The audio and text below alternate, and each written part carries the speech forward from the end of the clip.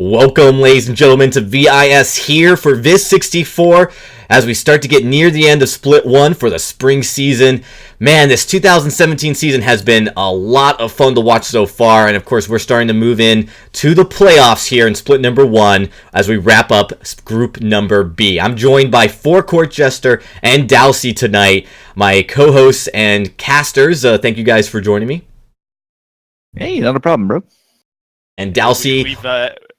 We've been having a bit of fun. I'm casting from a hotel tonight, Dragon, away from home, and so I've got my shabby connection all sorted out. So hopefully we stay connected, we stay in it, and we have a good show.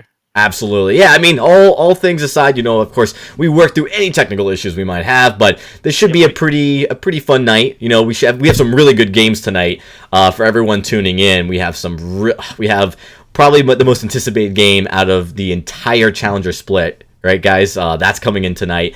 We've got some great games going in the loser bracket that we'll be jumping to, and some cool storylines of some possible rematches. They might or might not happen.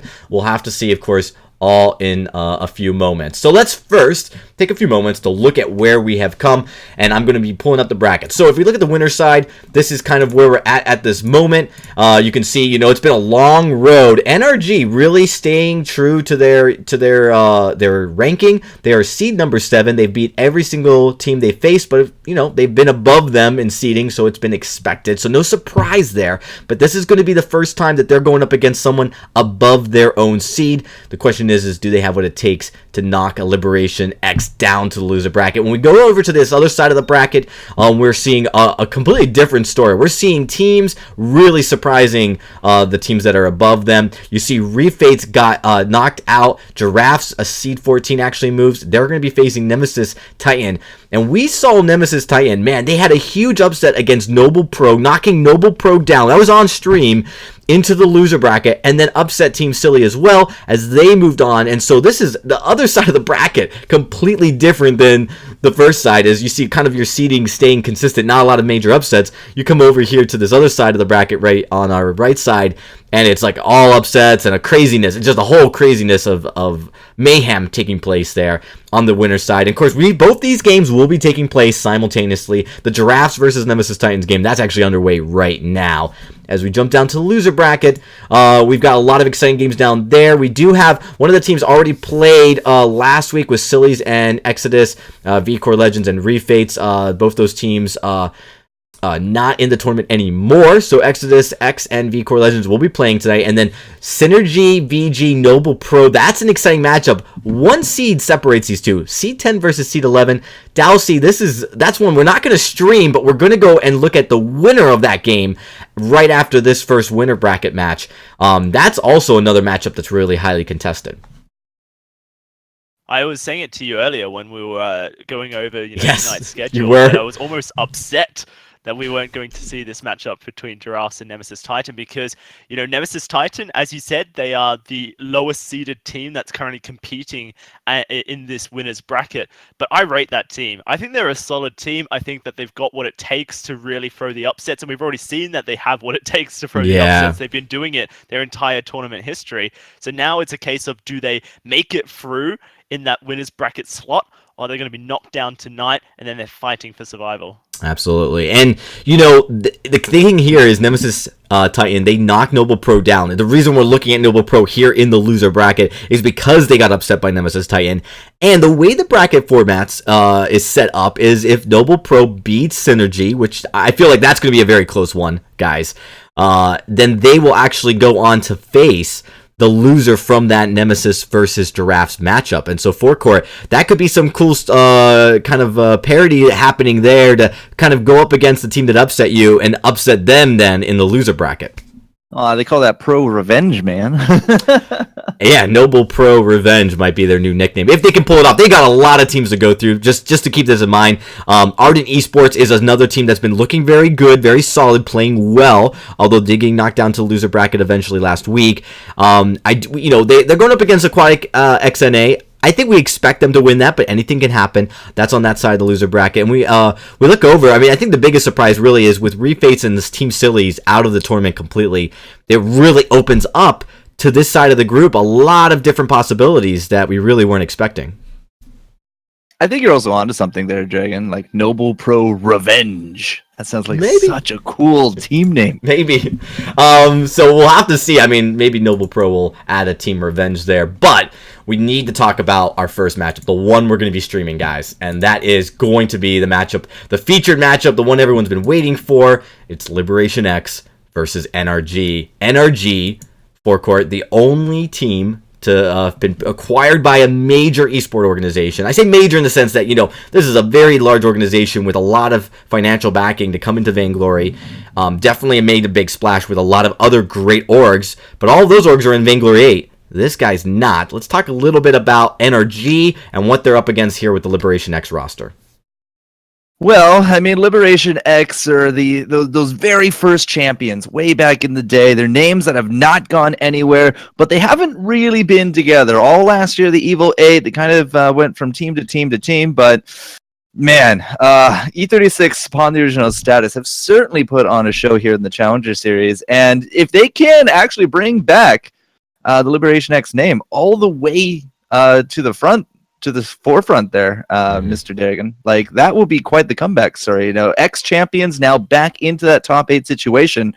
That's kind of like the Cinderella story that we had last year with Team Snow. And now, you know, they're into the top 8. Maybe Liberation can restore their glory. Maybe. Dowsey, you've probably been doing your homework on these teams. Anything that you want to talk about or highlight as we look at this, as we get ready for the draft, actually, between these two matchups, I think people should really look out for. You know, we're talking about status. He's going to be in the jungle likely. Hardek likely in the lane, but head-to-head combat, you know, these are the two kind of leaders of their teams. What do we really expect to see from a draft point of view, from a breakdown, as we kind of get into this game? Right, so this current meta, it suits Status so much, doesn't it? There's just so many of his strong picks that are available, ready, and, you know, I'm not Tasty Bacon. I don't have the statistics of every hero that's been banned, that's been drafted in the Challenger Series, but, you know, me and Forecourt, we've been doing our due diligence over at VG8, and, you know, you look at the drafts that are coming through as we do, you know, start to get ready for this one. There's so many available heroes that just feed into Liberation X's champion pool, so hero pool. So it's a really exciting time for them because they have that advantage. But you mentioned already, Energy, they come from a huge organization. Energy recently just partnered with the state of Washington, D.C. as an esports organization. So these guys are they're training their team. They don't want their name to be tarnished here in Vainglory. And so I feel like there's so much pressure on the Energy roster to just show up here. Absolutely. Well, we're going to get into the draft. Forecourt, let's start off talking about some of the bans we have already as we jump into it. Well, it's a little bit of a difference. You get so used to double draft system, and then you come back here, the challengers, they're still on the normal drafting system, and the first ban was a Lance. So immediately, first thought, Lyra and Adagio. Of course, Energy have to decide which ones they don't want to go up against, so they ban out the Lyra. That leads us into the first big Adagio, as you might imagine. And now Energy, listen, okay, we can answer this. We get ourselves a Fortress, so they're going to bring a Mortal Strike to the table here, Dowsey. It's really interesting. You see Lance, he's been played a lot over in Europe, but I feel like North America haven't been prioritizing this Lance pick. So there's obviously a bit of pressure. They're showing that, you know, they respect Energy, they respect their Lance play. This Fortress comes through as a response from Energy, and it's probably my favorite hero pick right now. So I'm really excited to see what they can do with it. There's the full draft from Liberation X. It's going to be that Adagio, Blackfeather, and Ardent. So Adagio in the lane, most likely, with the Blackfeather in the jungle position. We're just waiting to find out what this jungle pick from Energy will be. Well, this is where I think I say, oh, but it could be a weapon, Ardent. Is that what I do? No, maybe that's Bacon. I don't know. Either way, it's a pretty solid lineup here from Liberation X. E36 on this Ardent. This guy knows this hero inside and out, but Vox Samuel to kind of keep distance here up against that Blackfeather. You know that Status is going to be going for that back line. Don't exactly have a ton of appeal here from Energy. No, they don't. They're going to be relying on their full-on attack more than anything. You can see anytime this Fortress comes in, it's all about attack. It's all about getting in there. They want to get the Vox up on close So you want to make sure Samuel is riding that drifting dark into greatness with the Malice and Verdict. So expect to see Energy looking to be on the attack. We're going to jump onto the Halcyon Fold. It's this first game in this series between Liberation X and Energy. You heard that right, folks. An exciting one for sure. Okay, I mean, Liberation X, we didn't get to see a ton of them throughout the Challenger series because, honestly, they're a really strong team, and some of this competition in the Challenger just doesn't quite add up. So, finally, kind of going head-to-head here, Energy was the big pickup. You mentioned the state of Washington, so there's a lot riding here with these guys, but Liberation X, they want to get back into that VG8. Certainly do. They want to return to the former status of champions. And right now, they're putting the pressure straight onto Energy, looking to try and steal away as many of these camps as possible. You're going to see, as a response, Gaspy, he's made his way over into the backs of Liberation X to try and return, at least steal away some of that gold. It'll be a trade, jungler losing out from Energy, but carry getting a little bit ahead. I'll have to see if it's influential whatsoever. Has to be careful though. So many times we've seen this ball caught, the carry going into the jungle to do this move, and then they get sandwiched already. Pond the Rituals putting the pressure on, and you can imagine right now, Status and E36 are making their way down to catch Gaspy out. I don't think there's going to be a saving move here. Here she's going to become sandwiched, and Status is looking for that first blood onto him. That's going to be Liberation X picking up that first kill. An awkward positioning from Gaspy. You don't really have too much of a choice. When you have a three-man roam down into your jungle, the only real money saver that you can get is to invade yourself. But it almost always goes wrong for this secondary side, the reactionary side. So Energy loses out the first blood. It's not going to be the end of the world, but at the same time, it just kind of feels bad for Gaspy. Certainly does, and now Liberation X trying to put that dagger and twist it further. Energy, they're not ready to lie down just yet. Gaspy going low, but Status in the middle of a fight that he possibly doesn't want to be, and that's him being returned onto Gaspy, able to steal that kill away, and now Hardek's trying his best to escape, but he'll be traded on out. Pond in the original, able to find that kill, looking for a second just yet, so the jungle going to be Liberation X's home here. Poor Energy not getting any of these camps. They are choking Hardek straight out of this game. Look at the comparison. Hardek is on 437 gold, and Status so many items. They're just choking out one member of the team right now, and unfortunately for Hardek, he's going to struggle to come back into this. Maybe Gaspy able to find a kill, but nope, Pond the Original able to escape. And so, at this stage, 1,000 gold lead purely through these aggressive players for Liberation X. Alright, so Daju's up in lane. Looks like we're not even going to give him a chance to really go home. The rest of the team comes out, but Status, he's going to be taking a few hits. But still, Gaspy thinking that, alright, push in, try to deny as much as they can with this creep wave. Just can't quite get it under the turret. So you know that Pawn is going to get a lot of the last hits here. Now transfer out the gold, and Status is even just saying, alright, well, I'm going to push off. Energy are not going to be able to capitalize on really anything here in lane. They tried to push as hard as they could, but just didn't work out. It's right now Liberation X's game is making waves, but look in the lane. Gaspy looking for Pond the Original, and Chombo just chasing on forward. They're not going to turn away because Status is here to try and shake things up.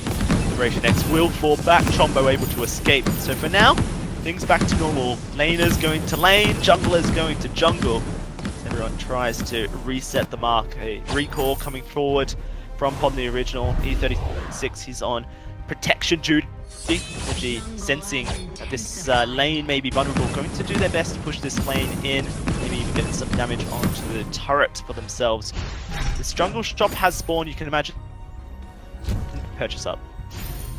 Yeah, with the shop coming down, Energy just going to be sending down all three. If you look at some of the builds solidifying here, Gaspy, it's that weapon Vox, we got Crystal Hardek. I mean, I really wouldn't expect to see a weapon Samuel unless your name is Von C, and you're really out to tilt bacon. But Status, he's built up into his weapon. There's not going to be a Crystal Feather at all in Pawn. Staying the course, just going to be finding that alternating current. Probably next time he goes shopping, he's not that far off. Well, maybe he's a little farther off than I am giving him credit, but he should pick it up sometime like next 60, maybe 90 seconds or so. And once you do get some of these pickups, like Liberation X, since they're kind of leading the pack when it comes to the farm at this point, you can probably expect some aggression. One of the trends I've been witnessing so far is that Samuel has a fairly poor performance in most competitive play. A super hard hero to play, a super hard hero to stay consistent with and to put the pressure on. It's not to say he's weak, it's completely the opposite. You just have to be perfect. With Ardent already being put under pressure by Status and the rest of Liberation X, falling behind as far as those camps are concerned. An interesting point to see if he's able to continue this pressure game, whether or not it's going to hurt energy as this game goes on. Nope, there's the pickups, and here's the aggression. Yeah, it's Gatsby walking straight into a bush that was on vision. Original trying to find the kill, and he will. That's him. Gonna pick that one up. Now he's looking for Chombo. Maybe a little bit too aggressive. You see, Ardent is in the wrong position, and on down. Ardent. He's trying to. It's the problem if Samuel's caught out. Now with the drifting.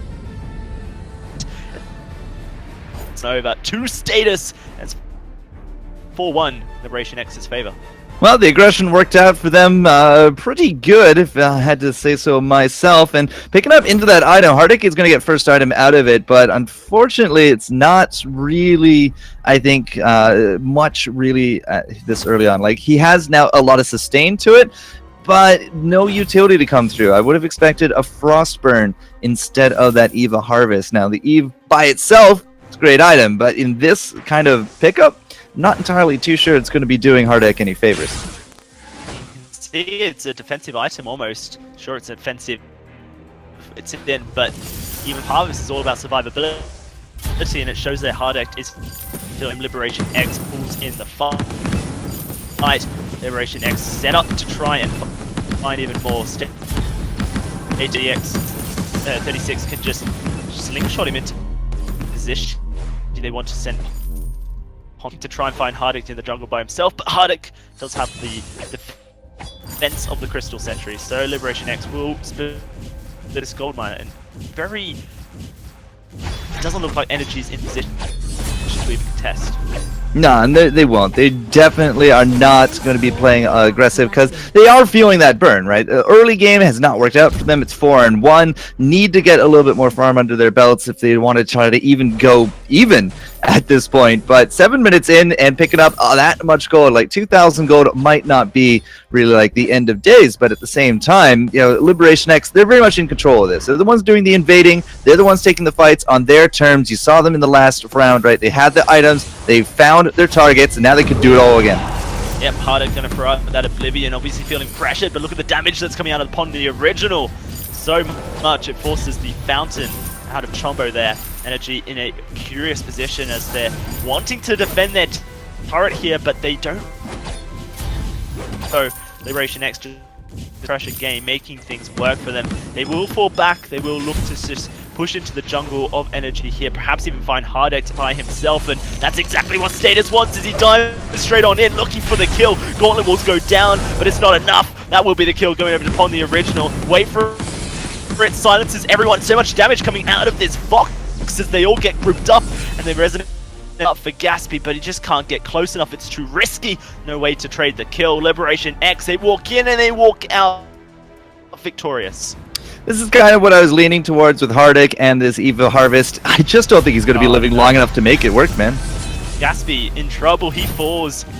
So much damage that comes out when Status can just jump straight onto you and pawn the original. Not only is he this carrier dodger, but he can add that Agent of Raft just to really hurt you. Hardik trying to sustain, trying to do the damage, but there's no way he protects this turret unless Liberation just give up the aggression. Darjo to heal up. They decide it's not worth it. Gatsby is on his way back to the lane, so they're going to fall back. But energy at the same time, I mean, they're pretty much tied up at this point, right? You know exactly where Hardik is, Chombo. You can assume that Gatsby not coming to lane very quickly means he's probably clearing out the jungle, but this is all just, again, going to the tempo of Liberation X. They engage, they get the kills, they rinse, repeat. They are setting up a good amount of vision. They are traversing the map and keeping control of the center, and very slowly we're going to be starting to push energy off into this little corner where they're just not going to have a good time. They're not going to be able to get the farm. They're not going to be able to keep up with the cash. And at this point, unless they can make a pick happen with Liberation X staying all together, it's not going to happen. Then there's very little comeback potential until Hardik gets 3 items. yeah, it's waiting on that Vox to scale up. He's gone this breaking point double monocle's route, and it's so far away. We're at 10 minutes. We've seen that, you know, some of the players up in VG8 can do it at 12, can do it at 11. Energy. Yeah, if you're hyper farms, you get 3 items by 11. That's it. All right, man. So 6-1, 10.5 minutes in. You're looking at 4,000 gold. It's doubled since the last time we looked at it here, Dowsy. But again, you know, Status is just starting to look like a monster. Back at draft, I said I don't think we're really gonna have the peel for this. Like with between Pawn and E36, he mentioned the slingshot a little bit early on here as well. Status is just gonna have a heyday. So far, Chombo has not really been able to peel. Hardek doesn't really bring that utility with the Frostburn. So even just trying to escape from this team is becoming harder and harder. Yeah, no, it is. That's gonna be the gold miner going over to them. The walls go down from E36. Expecting them to come on in, but actually right now it is Energy just doing their best to avoid any fight they can. The 6-1 lead, it's a 5,000 gold lead for Liberation X. I fear for the time the Kraken spawns onto the map.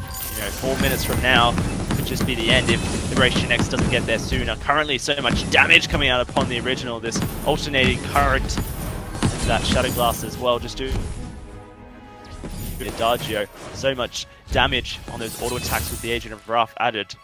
Energy, they just failed to do anything really. Yeah, and it's just a little bit more of a victim of their comp. It's definitely more of a late game scaling, so Liberation X really punishing out here early on, almost for minute 1, right? Yeah, no, it is. This is going to be the attack of the pack going out. Energy trying to put up a brave face more than anything, and Liberation X will back away. The walls of those wolves within the pack, you know, but they can continue this harass onto the turret. They can work here. This turret not going to stand much of a chance. The Oblivion goes out, but everyone gets away apart from E36. Not the main target, but they're certainly going to put the damage down. Wait for it, comes through from Energy, and E36. It's from the pack, but State is going to jump straight on back in. Maybe a little bit of too much aggression from this Blackbird, but he has so many tools to escape. On the original, under fire, going on to Gaspy, but Gaspy gets bursted down, and now Status just wants to start cleaning up. He has the rest of his crew to do so. Miles and Verdict, so everyone low. Can Hardek clean up house? Yes, he finds one, but will there any more? Upon the original, Chombo putting down the pressure. That's a kill going Energy's way, and E36 going to just dart behind this turret to avoid any Malice of Verdict that come through. Liberation X just, you know, committing to a little bit too much there. Few different things. The first thing, you know, Gaspy throwing down that silence when they did, able to jump E36 after the Oblivion. That was so much damage that they threw out, and that really did put Liberation on the back foot. They weren't able to heal it up nearly as well as they thought, and just kind of turning around back looking for this fight, that was very brazen. I feel. I mean, coming down, Hardek is not even close to that 3-item slot that I was looking for, but he is going to pick up the second here with the Broken Myth coming in, and Pawn the original, he's now sitting on 3 items, but they still lost the fight. Like, the power difference was just immeasurable, but Liberation X, I feel that they were just overconfident in that fight. They were. They felt like they had everything that they needed to take the fight, and in reality, they let Energy poke down too much damage. They grouped up into places where Energy is only going to do damage. You know, the wait for it hit everyone. The Oblivion it locked down E36, not allowing him to be this tank for his team. But they're still a 4,000 gold lead. They're getting more objectives as a minute until this Kraken spawns, so they're going to start up this gold miner. Yeah, this is going to be the last gold miner of the round here. Hardek coming in with 2 items. We're looking at 2.5 here as Gaspy is looking for that last monocle. Doesn't quite have it yet. Chombo has, well, basically 2 items at this point. It's interesting to note the difference here with our captains. Chombo from Fountain into Crucible. E36 went Fountain into War Treads into Atlas. And the Atlas is going to be really a big factor of if Gaspy can actually carry from the back lines, because when E36 and Status kind of jump in, if we hit that on top of Gaspy's damage output is just going to straight into the floor. It's a crew point now, Energy here. This Kraken about to spawn onto the map. They cannot afford to allow it to crash on into their base. I feel like Liberation X can take 2 or 3 turrets. If they win a fight, then it's on over Fiji here. Tier 2 turret here is about to go down. There's nothing really to stop it from going down, so Energy, they poke of damage, but the Gauntlet wall through. Chomp stuck on the wrong side, the attack of the pack. Perhaps it just plays into Energy's hands. Liberation X are going to back away. Energy haven't taken too much damage, and look at Ponginal so waiting for that. They want status here. They're going to dive straight on in. Energy suddenly feeling comfortable, suddenly feeling confident, but have they bit off more than they can chew? Oblivion, it's going to stop up E36, but Status, he's wrecking havoc on the backline here. Chombo trying to do his work, but Gaspy cannot escape. It's 2 kills for Liberation X, and only Hardek left alive. He's going to start doing work to Status, but the shields come through. There's nothing to stop Status, and a double kill will happen. It's amazing. Liberation X, when their back is against the wall, they just turn, fight. Now with these stuffed up minions, they're gonna crash on into this choke turret, take it on down. Now, I feel like there's nothing Energy can do. Well, with him being dead for the next few seconds, at least Liberation X cleaning up the jungle. They're going to put themselves in prime spot to pick up this Kraken here as well, Dowsy, and just so many scout traps out.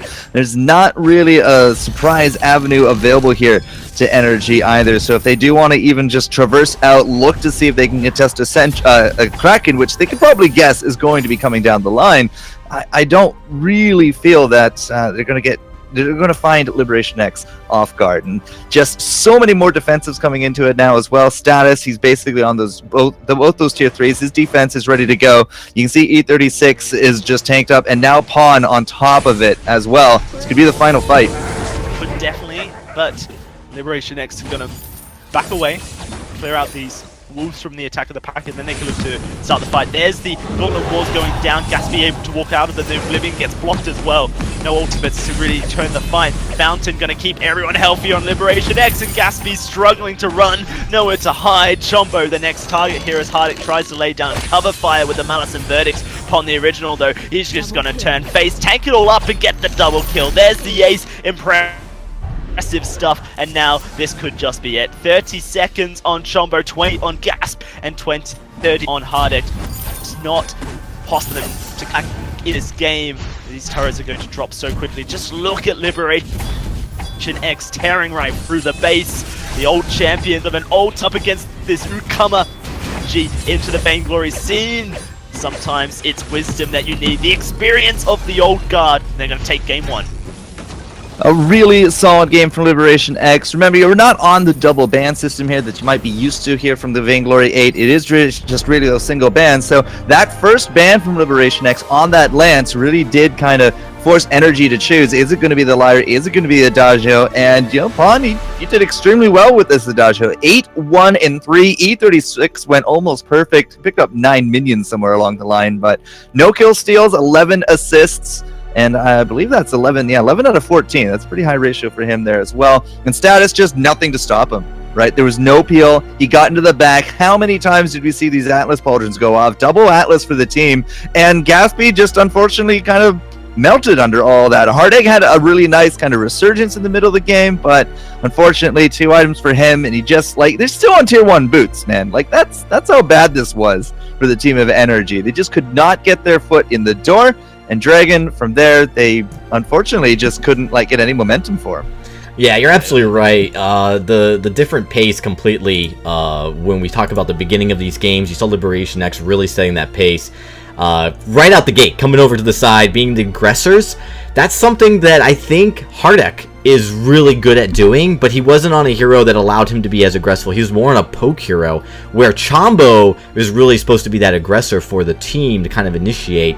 I mean, Dowsy, looking at kind of how that played out, was there anything like that that you saw that kind of stood out to you as far as compositions? Because we've seen Hardek play really well when he's a lot more aggressive on like a Blackfeather or Kashka. I'm not sure composition was really the problem. I think, yeah, you could change things up, but regardless of the composition, Liberation X just played an entirely game to, what you were able to. They had the foot in the door from the beginning of the map. They, were able just put pressure into the jungle, steal camps away, choke out Hardek and the rest of the team for the entirety of the match. And so even if you were playing a different composition, it might not even allow you to challenge what Liberation X was doing as a unit. They were just so hard drilled in their early game.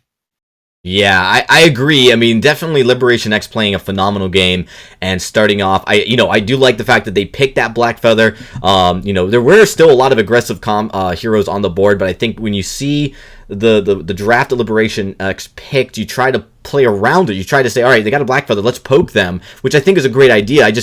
I don't know if it played necessarily to energy strengths, and in this case, it was something they struggled with. We're going to take a quick break, everybody. We are aware of the audio issues, so don't worry. We know about them. We're going to be actually addressing them with at least a fix that we have for right now, and we're going to take a quick break and get ready for game number 2 of this best of 3 series. NRG, they're still in the winner's bracket, so even if they fall to Liberation X, they're still in this tournament as we jump down to the loser bracket in a little bit later tonight. But let's take a quick break. We'll see you guys in a few moments.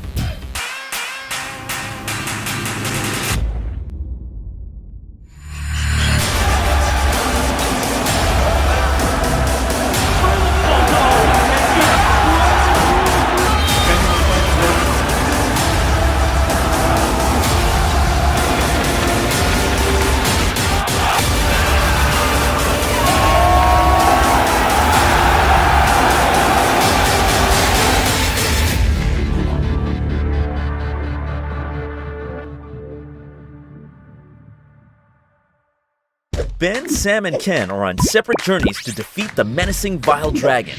But let's just say luck isn't on their side. If only there was a way for them to find each other and band together. Well, that's why there's Band. It's a mobile app that allows people to come together using common interests. With Band, you can find fellow gamers, chat, schedule gaming sessions, and conduct polls. Stage epic battles with friends while sharing videos and photos along the way.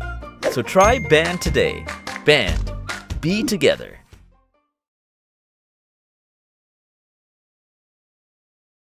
Hey everybody, welcome back. We're getting ready for game number 2 after that short break, and we did have some audio issues.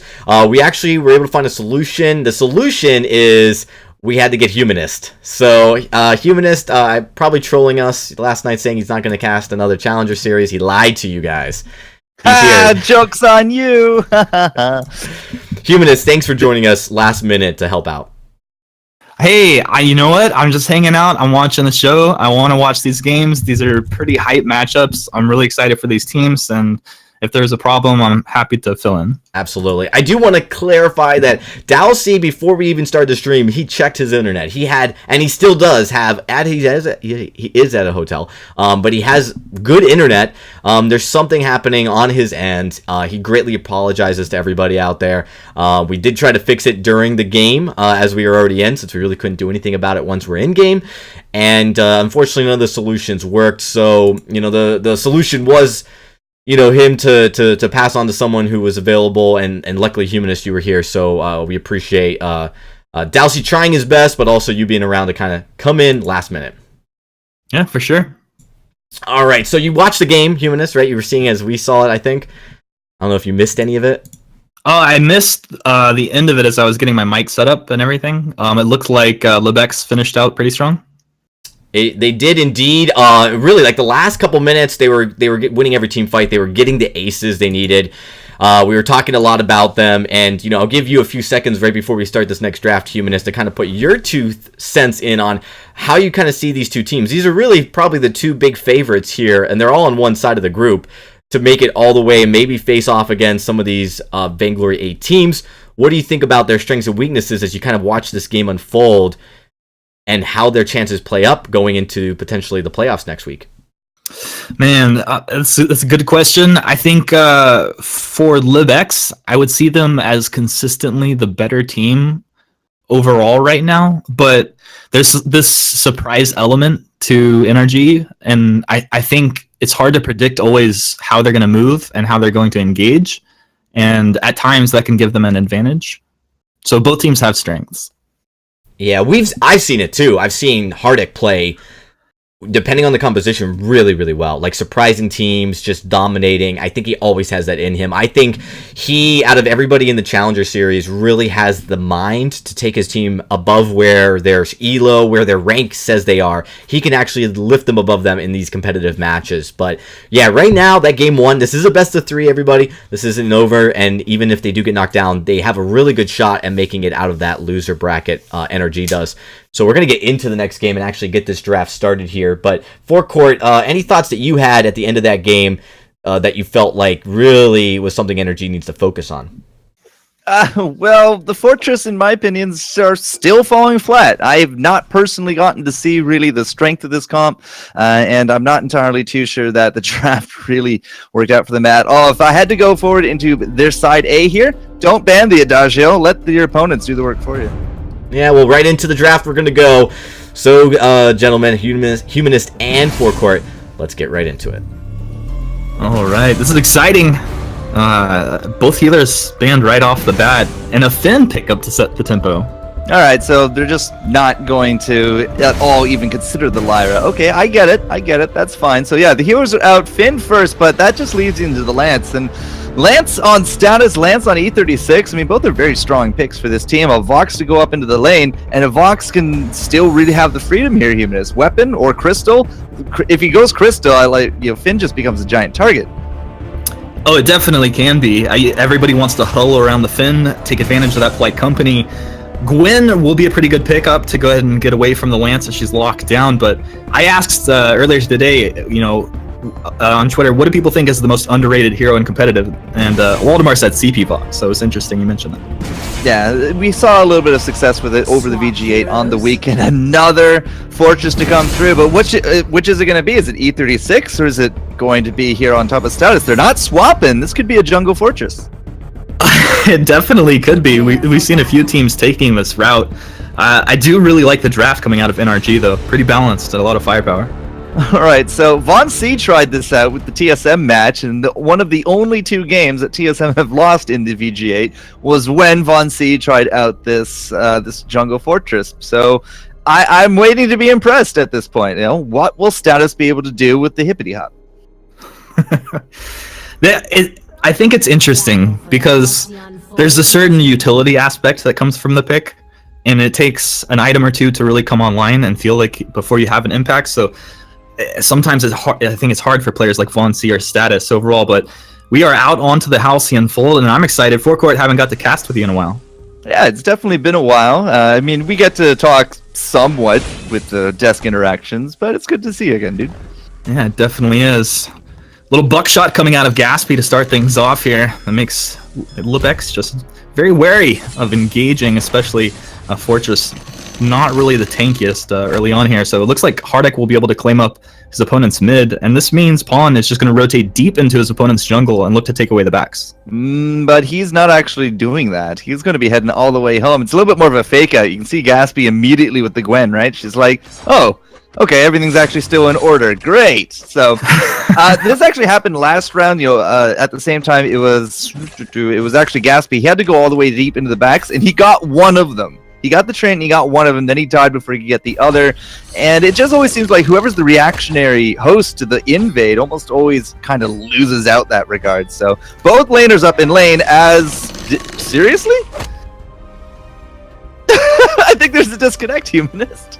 I think there might be. I was like, okay, they're on Treant. No problem. Don't have to talk about it. Dies to Treant. I had just moved my camera there and didn't really understand what was happening, but it makes sense now. Okay. It's not EU, so it must have been a problem. Yeah, all right. So we'll give him a moment there. But both of our laners are up in lane. We're not doing any of this three-man roaming in the jungle. But with Vainglory 2.0 coming out, this is the first competitive season for it since we saw the Worlds last year. And I tend to see more of this three-man roam going even into like the 1 minute mark, just making sure they clean up everything. Then they come back to lane. They might miss a few minions, but you take away that farm, you get it to yourself, you pick up most of that lane there as well, and it just seems to be becoming like bread and butter now, man. It really is. I was watching VODs earlier today and Immortals and a few other games this last week, and they were doing such a good job of just very aggressive. And just as you said, those 3-man rotates like right out of spawn. You take the mid away from your opponents, and you get that healing, and you just snowball off of it. Right. It's really good. Yeah, so the other big thing about this, since we are going to have a little bit of time to talk about this, is like the Gwen is very hit or miss, I find. The ratio of wins to losses just don't give me a lot of confidence in the pick. And yeah, with E36 and Status just going to be looking to jump Gatsby in the back line, I have to wonder if Skedaddle is going to be enough to defeat that. I guess time will tell on that one. It does feel like there's a nice balance, though, of aggression and mobility coupled up with the Finn, that Gatsby will be able to dance around and take advantage of that. CP Blackfeather can also feel very bursty. And it is going to be that CP Blackfeather. That's a big thing to note here. That we had that weapon last round. It wrecked face. This time it's going to be more of an assassin crystal as we have a fight up in lane. Yeah, E36 slapping Gatsby around up in the lane, just letting him know who's boss. And Hardek shows up here. Gonna miss that on point.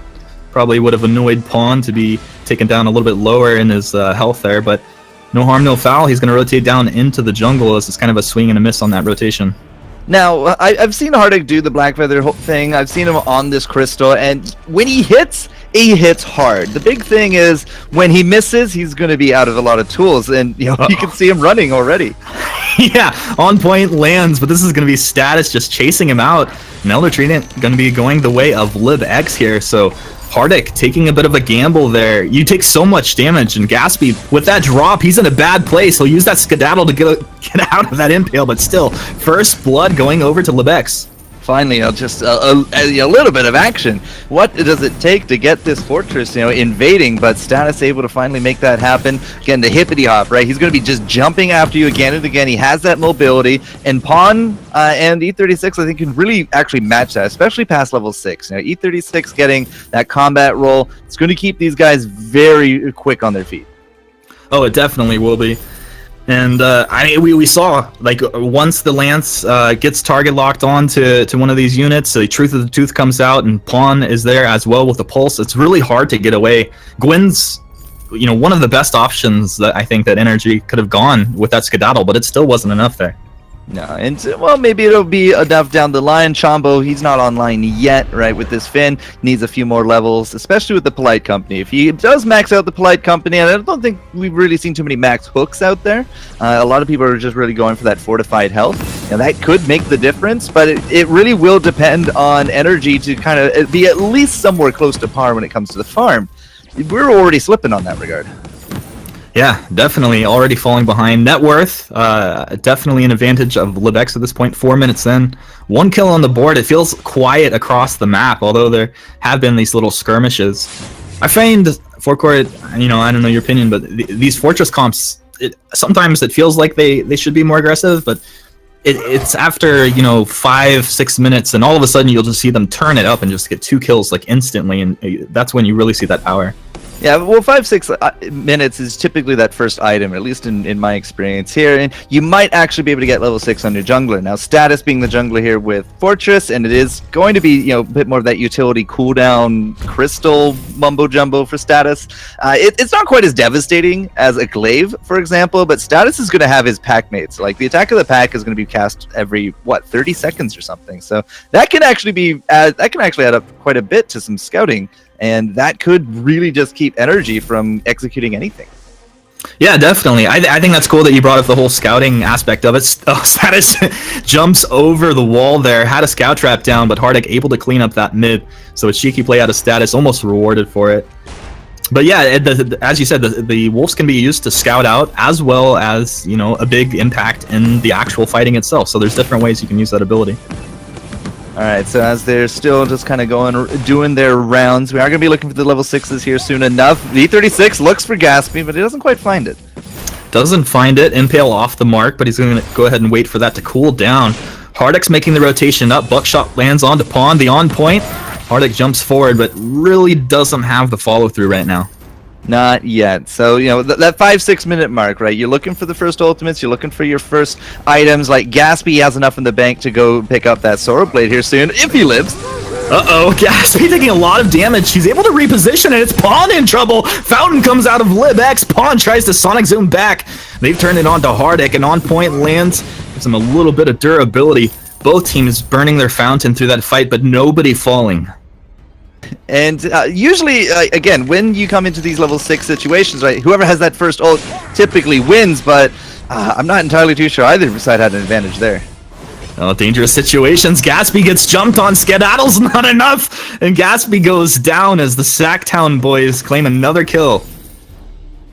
Pawn still itching to look for that ult, but E36 has that combat roll ready to go, and again, that mobility factor coming into play. Gaspy just nowhere to go after that. This turret, it's actually going to go down to the ground. If Hardek sticks around, or like if he initiates, I actually fear for his life. Yeah, this is legit, and I'd love to hear your opinion, Forcourt, on Vox's build. A lot of times we're seeing Breaking Point first, but this is Sorrowblade first on Pawn. Well, the reason that, at least so far, that's been proven in the VG8 when we do see this, is that you need a little bit more upfront damage.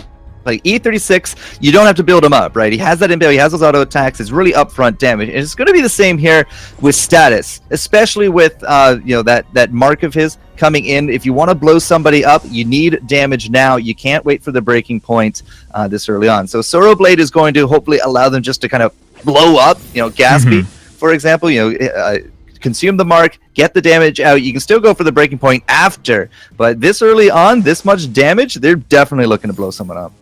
Oh, they really are. And the Gwen is such a squishy target. I mean, really squishy. You look at all the heroes in the game, actually, Gwen is one of the easiest, like, if you get on target. So, yeah, once they can all close the gap as a unit, which LibX tends to be able to work as a unit, that's one of their greatest strengths, I think, is just a synergy between all these players. They've been able to play together for so long. Yeah, it's the law of the claw. That bleed, man, especially a little bit more this crystal, like Status is rocking, and Aftershock to add into that. I mean, it goes a long way for that blow up potential. And again, you're gonna have lots and lots of pack mates on top of it all. So this is where Energy really needs to kind of dig deep. They got their first item on Heartache, level 6 there for the Chombo as well. If they can't find any kind of dent in this tempo that Liberation X is setting up, I mean, one turret down, they're already pushing up. Then Energy is just going to just straight up go down just like in game 1. Well, hopefully that's not the case, as we see a little bit of aggression here out of LibX. Pool will not connect as Crucible comes out, and LibX forced into a bit of a defensive position. Crystal Sentry looking to get into the action here as well. Probably want Pawn to pick up that mid, and that will be the case. So LibX, not successful on the push, but a successful retreat and take away half the jungle. It's just every little advantage just incrementing at this point, Humanists, right? We were up, 1,000 gold, 2,000, now it's 3,000, and just continuing to push in. If they can take away half the jungle, if they can take away these safety nets, and Energy have to just really be restricted to these backs, well, that gold gap is not going to go down. Ooh, Impale actually misses, but they pull the trigger on Hardek here. Hardek trying to run away. He's got a lot of fortified health. I can keep him alive, actually. And Pawn trying to find the damage, but he can't be on the front line here. They really fight around the cooldowns of Fortress pretty effectively, but if they don't find the kill, they got to be careful. Hardek finding good damage with that Shatterglass now.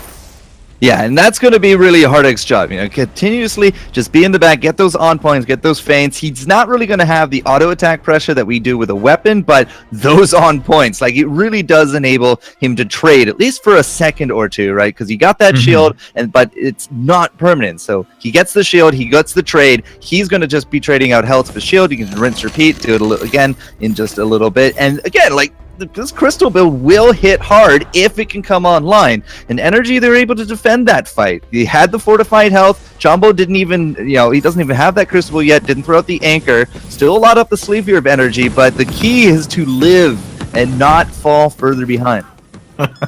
The key is to live, yes. Live as long as possible, kill as many as possible, and LibX looking to potentially kill some more right now. As Chombo sees this, and he knows he has that force the cord, reposition any moment here. We're getting closer and closer to Kraken spawning, and it feels like LibX are just kind of waiting this one out, taking very safe fights. as I say that, they do a little bit of an aggressive movement here. Look how quick that Crystal Sentry drops. Yeah, well, that's going to be the level advantage, the item advantage, and infusions. That's what just happened right there. They picked up the infusions, went for a fight, found the sentry, but, well, yeah, it's going to be a little bit for that replacement to kind of come out, because I'd be scared, too, to replace the guy that dropped that fast. Absolutely. And the Libex, they take that immense gold payout on top of it. Status jumps forward on Hardik. I guess it was a bit cheeky. Ooh, they're able to block off that Force Accord. Chombo ready to throw it. Pawn taking a lot of damage. Has to Sonic Zoom. That's the boots. They're trying to get on top of Pawn. Pawn got to be careful here. Chombo doing a pretty good job on the front line. And Attack of the Pack, just not enough for Libex through this fight. That's going to be about a 30-second cooldown. Well, Gatsby absolutely chunked out Pawn right there, and Hardik just not quite able to finish it up. But again, Energy, they rebuff the advances. Now they're the ones actually pushing up. This is a really good sign for them, even though the gold lead is still about 4K. Yeah, Hardik stunned up, but Gatsby is a squishy puff, just got deleted. And now Chombo, you're just stacks on Pawn's breaking point as he gets chopped down. Lib-X up 4-0, taking 2 in that fight, losing none. And Hardik wants his mids, but this is a precarious position here, Hardik. They actually get root. Yeah, the two-man root. But Pawn is chasing, had the angle. That's a lot of damage, has to be careful. Attack of the Pack, everybody's on Hardik. Please spare this man, Hardik. This is not fair. No one to help him out. He's going to go down. That's not an ace, but that's 5-0. Does Gatsby want to play games here for court? He's got a Crystal Sentry. He's getting a little bit of damage. E36 moves forward. Gatsby stunned up. Skedaddle's back. Chopped down. Oh, Chombo, last man standing. Chombo. Oh no, you do not want to die. Lib-X, no mercy. They get the ace. Oh no. That's pretty painful to watch, Humanist. That is absolutely painful to watch. They juggled out not only the sentry, but the turrets pick up. You said 5-0. I think that was 5 kills right there in that fight. It might have been, yeah, I don't know. I lost track. Yeah. I blacked out. It felt like you could see what Gatsby was trying to do. Like they were all kind of low, and he had a Crystal Sentry, but he couldn't make the decision to stay or go. Well, they should not have stayed that far out. Like, yes, there was a good fight for Energy, and then they were able to push up to the lane, right? They knew that Pawn was hurt, but they should have also known that Pawn went home. And as soon as he came back, it was just like, boom, that's go time. And they pick up 5 kills, a sentry, and another turret on top of it. So, yeah, all that previous commentary about Energy and good signs and all that, I think it's all kind of just safely been pushed off a building right now, because that's almost 8,000. Yeah, they'll call that 8,000 gold between them now. Yeah, that was like they got like 2,000 gold off of the back of that. Like that whole extended fight, all the objectives they took through it. That was a huge gold swing, and they were already in an advantage. Although it felt like, I mean, you know, we said it before. NRG felt like they were starting to put up a fight. It's really hard when you're behind and you got them up against this team, and they have infusions, they have the gold lead, and you're pushed so far ahead with no turrets to run back to. It was a questionable decision to stay up that high. I think maybe they were just still kind of riding the adrenaline. It's just like, okay, yeah, no, we can maybe finally do this. But Liberation X, they stopped playing with their food. They finally took that big bite out of Energy, and now we're just kind of stuck by the choke turret. Yeah, for the time being, about 30 seconds, we'll have Kraken spawn out on the map. We imagine Lib-X can either use that as a situation to bait NRG in, look to fight, I guess, or go ahead and take it and look to close out the game. There's the third infusion coming out here from Liberation X as well. That is going to be the last gold miner. Tiny gold payout, 69. Well, I mean, every 69 counts, right, sir? Oh, it's all for the chat, isn't it, Forecourt? 69 gold. Hey, I'll take 69 gold over 0. What are you talking about? That's right. Well, I mean, let's be real. They could have been a little more efficient with that, but it's okay. Could have waited another second, got 70. There's like 10 seconds before the Kraken was even coming out. Hardx gonna go ahead and rose offensive backwards. That impale not gonna land. E36 combat rolls forward, front lines for his team, finds the Gethine wall. The damage is there onto Hardik, but he's able to get back. They're trying to move forward. A nice flush the cord to pull them back, but it's not enough. Gatsby's down, and this is gonna be Chombo locked up. Hardik actually dying to status on the backside of that. Ace for Lib-X. And semi-awkward engagement, but wow. Well, the team split. Like Liberation X, they were able to finally, kind of hammer down on top of this energy team, and they split. It was Chombo way right, and then Hardek and Gatsby going way left. I mean, the fountain had to stretch almost the entire screen of my tablet just to connect at that point, and that's not what you want to do. You want to really be fighting around your Finn. Chombo's going to be the linchpin of the defense here from Energy, but they got split up. The doubling down of the percentage damage, it doesn't care if you're a Finn. Like, percentage damage means you will get hurt. And we don't even need a Kraken. Like, you can just finish this up. Liberation X 2-0, man. That's a fantastic way to go for them tonight.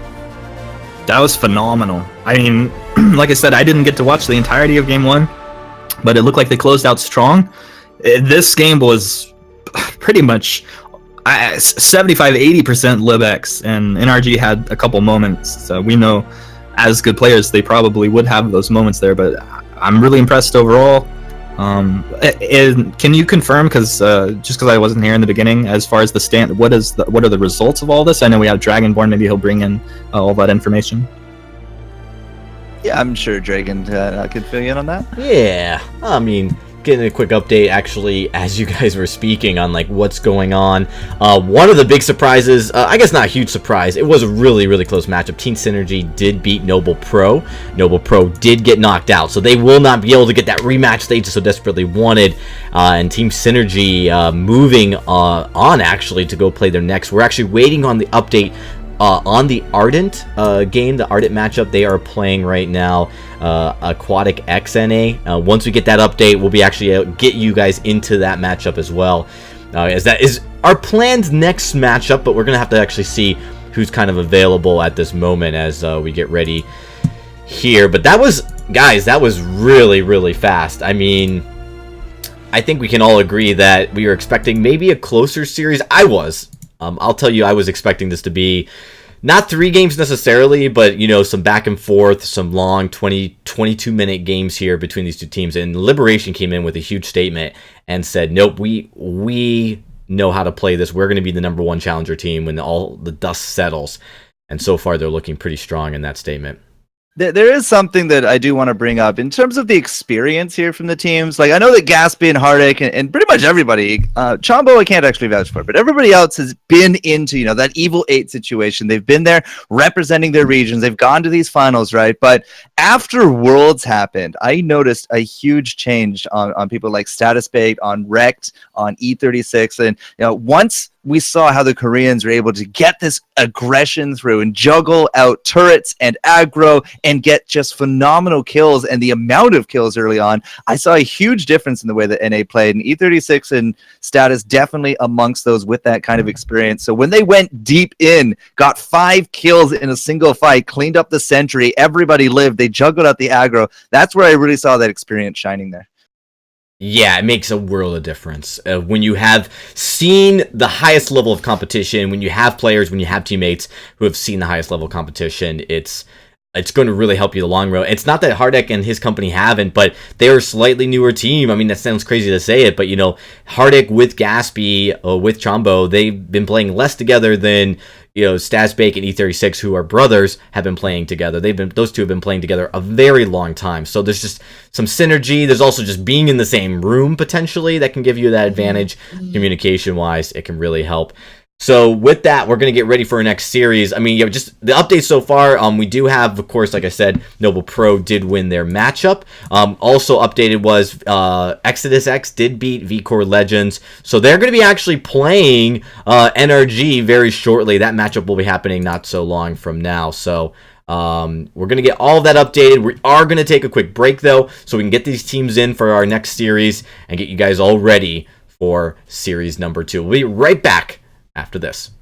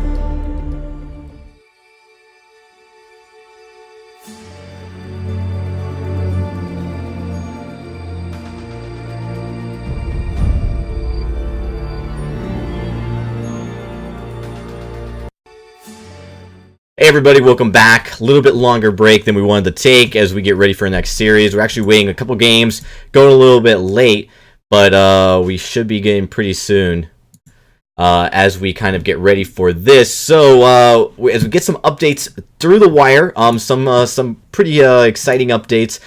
Giraffes did beat Nemesis Titan, so Nemesis Titan does move down to the loser bracket. Yeah, no upsets there. Well, that means what? Liberation X and Nemesis. Or sorry, not Energy and Nemesis, right? Well, we'll have to find out because Nemesis will be playing the winners of whoever Team Synergy plays against, right?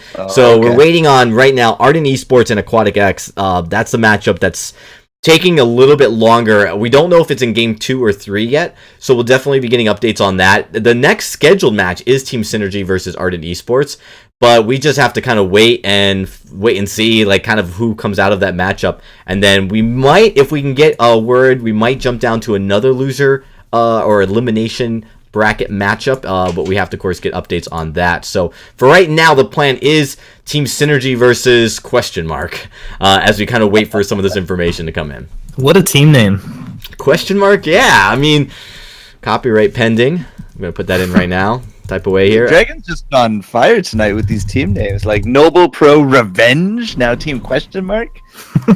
Man, you got to start some of these orgs up. Oh man, dude, I don't want to get into that. I mean, there's always, I love thinking of names. I love thinking of cool like words that go well together. So that's something actually I kind of enjoy doing. But as we kind of wait here, but yeah, I mean, I'm not surprised. I mean, kind of look at the results today, right? Liberation beat Energy. I don't think that's really surprising. I think maybe what would have been surprising is if we saw something from Energy that blew us away. We didn't really. I think it would have been. I think the only kind of story there is the fact that there really wasn't a lot of fight. Like there just wasn't. Even when we saw Hardik on a Blackfeather, and you know he's got a very strong Blackfeather.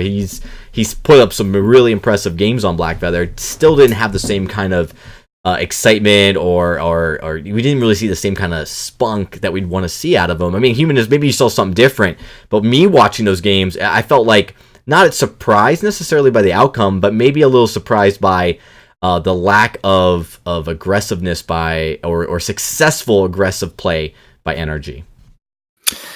Yeah, it's interesting. I think both teams had a composition that required them to pull the trigger and all engage very quickly and heavily onto a single target. And we saw that at times out of NRG, but then there would be other times where Hardik would kind of poke with the on point, but miss it, and Gatsby walked forward, and then suddenly they engaged on a Gatsby, but Hardik's not really ready to jump. So it just felt like they weren't fully meshed as far as a team that needs to gel at the highest level, because if you leave yourself open at this level, people are going to knock you down. Yeah, and that's exactly right. I mean, they're not out of this tournament. They go down to the elimination round. We're jumping down there for streaming here in just a few moments as we get our next matchup. And just what that means is that they have a little bit longer path to get to the top 3. It's a little bit harder. And they've got some good teams to go against. It's not like, they're number 2 or 3 seed. They are the 7th seed for a reason. Their play style, I think, reflects that I would say they're top 5 right now in challengers, but they've got these other teams where they've got to put maybe that stronger showing. They've got to have a little bit more synergy, some of that shot calling. We've seen, early, the very first game, actually, Humanists, we saw Gatsby doing a good job rotating to the backs when they saw Liberation come in full force, all 3 men. But, other than that, like just some of the play, some of the rotations weren't as clean. And what we didn't see as much in game 1, a little bit better in game 2, was their ability to kind of like get onto one of the Liberation X players and, kind of focus them down. I think what was just amazing was just how clutch some of those Fountains and Crucibles were, or how barely alive some of those Liberation X members were able to be and still stay in that fight for some of those. It was definitely really impressive, and I think Forecourt called it out. Through the whole fights, like it was the aggression out of Libex that constantly had NRG on the back foot, and if you're on the back foot, then you're not setting the pace of the game as far as your jungles being taken away. I think like Libex took away their jungle almost every single rotation, at least a half of a jungle rotation, many times, and they showed a lot of patience. They could have, gotten impatient, dove under a turret, or took in a bad fight next to the Crystal Sentry early, and they chose not to do it, and they did it when it made sense. So it was really impressive. Nah, it's an all-star caliber team in some respects, and there's some doubt. I think there was a lot of question marks on Stasbake. He leaves a pro organization, he leaves a very strong roster, and seeks his old comrades to come back in from the bottom and work their way back up. Kind of how they started a year ago when they made it all the way to win the North America Championship. So with all of that, you kind of see how they're playing now. I don't know if they're at that level. I don't think they're at a North America or regional championship level, but I think that when you look at how they play today, they're definitely one of the strong contenders to beat out one of those Vainglory 8 teams. What do you think, Forecourt? Well, I maintain, and I said this over the weekend, that I think we're at the most vocal a Vainglory 8 community has ever been. Like, you got constant communication with the devs, the players are all hooked up to the social media these days, and so many avenues there to just kind of say everything that they need to. But I was watching some of the social yesterday during the VIS and the Group A finishing, and there was just a lot of the same sentiment. A lot of the pro players in VG8, in Challenger, maybe even some of the personalities out there, they're not quite convinced that some of these Challenger teams are going to measure up to VG8, and it was a resounding kind of like agreement. And then they went back to flaming each other, but at the same time, like, it's a very vocal community, and it's really going to have to be the Challenger team stepping up to change that opinion. Yeah, I agree. There's some really confident opinions with these top Vainglory 8s, and of course, some of the opinions I saw, they were from teams that I don't think are going to be at a risk of losing their Vainglory 8 spot. I think, though, what you didn't see were teams that are in those lower point positions making those kind of statements. I think they're a little bit more humble. I think that they kind of look at it and say, hey, this actually there was a tweet from Exhale kind of like mocking himself, saying goodbye Vainglory 8. As he prepares. But I think that overall that the teams kind of, I think they expect to have a close matchup. Oh man, everybody being vocal, I'll vocalize for a second. And what I saw out of Libex here, and what I know of these players, I would say they're definitely a Vainglory 8 level team, and I think they're a team that could make some real trouble for people if they were allowed to make it to a live championship. We just got called evil by the copy pasta machines. To be fair, though, starting all over, who is one of the more vocal kids that I follow on Twitter, yeah, that was actually a good one. I'll give him that. But other than that, yeah, like, this is what I mean. We are in such an age of people giving off their opinions. This time a year ago, the social sphere was almost dead in comparison. Well, guys, I mean, we have a quick update. I'm waiting for confirmation, but it does appear that Ardent Esports may have lost their matchup against Aquatic X. Who's on Aquatic X? So that's a great question. The names I got here, I've got a few, but I can't tell you I recognize any of them. VG Hero GM, Nelly, Johnny Easy's, UXD, and Bun. These are names I can't tell you I'm very familiar with. They're a 35 seed team. They are way down there, and I'm just confirming again, just to make sure I've got this right, from my moderators, that it is indeed a pretty substantial upset if Ardent got knocked off. Yeah, I'd go with that. I'm being confirmed that is the case, which that's pretty surprising, guys. Yeah, I what seed were Ardent at? They were, no, they weren't 11th. They were, I think, a 14th seed, 15th seed. They were definitely a team that was going to make it into the later stages of the Challenger Series. How they would perform at that point, I think, would be kind of up in the air. But they're definitely one of the better teams, and the seeding speaks for itself. But that's big upset. Huge upset as we're getting in. So what it does mean is we are going to be getting into that matchup. It is going to be Team Synergy versus Aquatic X NA. If that isn't indeed confirmed, again, it's not official until screenshots are posted, but of course we do get the communication from the teams as these matches are ended. And so as soon as we get that, we will let you know. We'll take one more quick ad break. This won't be more than just a few minutes, and then once we get back, we'll be getting into our next series right after this.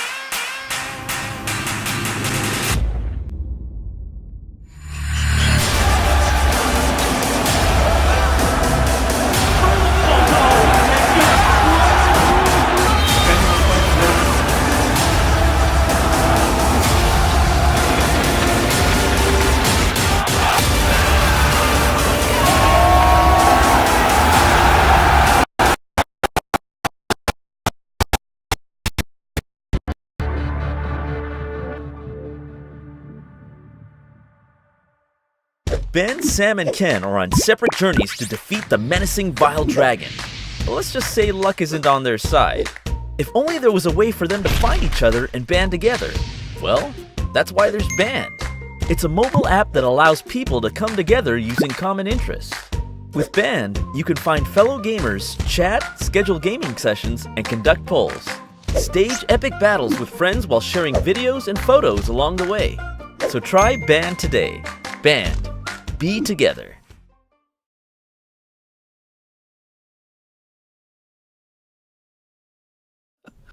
Hey everybody, we're back, and looks like we might have had a major miscommunication here on the desk because Ardent actually being reported as winning. So not a huge, massive upset like we were originally being told here, and so we do apologize again. There's a lot of communication, like we said before. Nothing's official until screenshots are posted. So.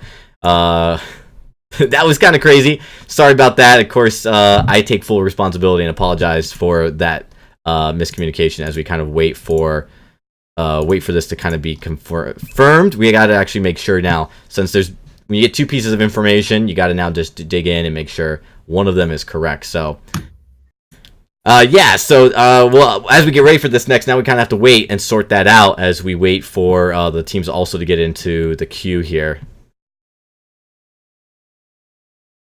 I mean, once we figure it all out and once we get the people in, we can play the game. But as it turned out, like we just didn't expect this front match to kind of go 2-0 at the 15-minute mark apiece, and that has kind of just thrown us a little bit more into disarray. So I do apologize for that here, guys. When we get a game, you can be sure that we're going to play it.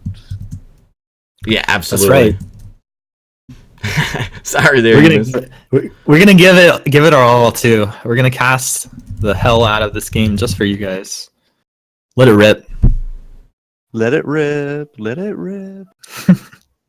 All right, so there's still some confusion going on. So we'll just got to get that all sorted out here, so that we're really clear, like what is being played. We use the VG API for this at all? I don't think it's instant. I know they've been working on that to make sure it's instant. But we'd have to confirm, make sure that we had the right matches. It could be kind of challenging. Plus, to my knowledge, most of them are not doing private matches at the moment. So these are all private matches. But it would be really cool to get that kind of confirmation. We would definitely be able to confirm, in a certain time frame. No, this is actually just, it seems like just some miscommunication between the teams, not so much a dispute, actually. So, we actually are going to get this sorted out pretty quickly. Pretty quickly here. So, as soon as my mods can figure out, why... You got the best mods out there too. We do. We got people on it asking a lot of questions, scratching a lot of heads, actually. Full investigation here. Yeah, I mean, so just as I take a look, I'm actually going to be looking at these, and yeah, I think those do confirm it. So yeah, we did get screenshots posted then, so they do confirm that Ardent did win. Cool. Looks good. So Ardent is in it. Congratulations, Ardent. Yeah, so Ardent versus Synergy. Now we just got to get them in, and we got to get that game started. I think we're kind of ready for that. So with that, we got the confirmed final word. We're going to be putting it up. There you guys go. These are the matchups that we're looking forward to. Team Synergy versus Ardent Esports, a 10 seed versus a 15 seed. But I would say that, the performance from Team Synergy, they've been consistent. They've been able to play very well. They knocked off Noble Pro, taking them out, and now their next target is Ardent Esports. So some big organizations, some orgs here in the Vainglory scene, going at the mercy of Team Synergy, and they are on a roll. So if you take a look at some of these names, obviously we've got some big names here on Ardent that have been in the competitive scene. Laid to Rest, ILS, Green Ranger, as well as Redeemer. And then when we go over to Team Synergy, some people will know these names, but you really got to have followed the Challenger series from past seasons, like PvP Warrior, Garbage. The Human Torch is actually one who's been around for some time, and Quantiv as well. So we'll be getting into that series momentarily as soon as we are able to. And I want to apologize to Ardent for that miscommunication, for that error, clerical error, as you guys did not lose. So don't worry, no panic as we get ready for this next one. So The Human Torch is really the name that kind of sticks out for me, because I remember many shoutcasts for him, but they're always in Challenger. I can't really remember him actually hitting into the Evil 8 scene, but yeah, it's just like what you say. If you've been around the scene, if you've watched us for at least a season or two, then you would notice the Human Torch. Ardent coming in with Green Ranger, we've featured him before. He's actually been a streamer for some of this esports there as well. He's also a very popular streamer himself. And Laid to Rest is kind of the other one. The rest kind of fall a little bit more outside my realm of knowledge, but there's a lot of potential on both sides. It's very hard to call here, Humanist. I mean, this one's going to be up in the air for me. I'm just looking for some good competitive Vainglory. I hope both of these guys, both of these teams can draft up some strong comps and get out there and execute on them. You've got to see these teams a little bit more than I have, especially if you got to see them this season. As far as this guy's name, how are we pronouncing it? ILS? Yeah, ILS. Just Sure. ILS. Cool. I'm not actually aware of a different pronunciation. It's like Pawn is PON. It's just call him Pawn. Mm-hmm. I believe, yeah. I know that you've been hanging out on more the EU side of things, and sometimes my tongue doesn't quite twist that way. Like they have some names out there that I cannot pronounce. I just shortened like the first couple letters. They always have like, I don't know, like a 20 character long name. I don't know. So quantitative is just Quan. Mm-hmm. Exactly. Can't get it wrong if you don't say the whole thing. That's right. smart. Yeah, that's my biggest challenge. Is I try so hard to say the full name, oftentimes with great air, and so. But you know what? I go down with honor, and all right, we're going to be getting into this. It looks like all the players have been invited. They're in the queue. We're getting ready for the draft, and without further delay, we should be able to start this now, probably in a few seconds. So with They're that, not playing with Green Ranger this round. yeah, right, It's, Andrew Laid to Rest in iOS. Yeah, and I'm actually looking at the past matches, and it does appear that Green Ranger was in all of them, so he was playing, but it looks like they want to sub in Andrew for this one. Well, I'm sure they have a good reason for doing it at this point. I mean, the games are getting more and more important as time goes on. You never know, though. Yeah, I mean, there's nobody like, I don't think that these guys, quote, have starters. They just have a team, right? So, if you don't think that you're going to be matching up well up against your opponents, sub out for somebody who thinks they will. Yeah, well, we've got the draft started. So, forecourt, I'm going to hand it off to you. Take it away. All right, so as we come into this one, Humanist, I don't think it's a big surprise. No Lyra, no Adagio. Never seen that before.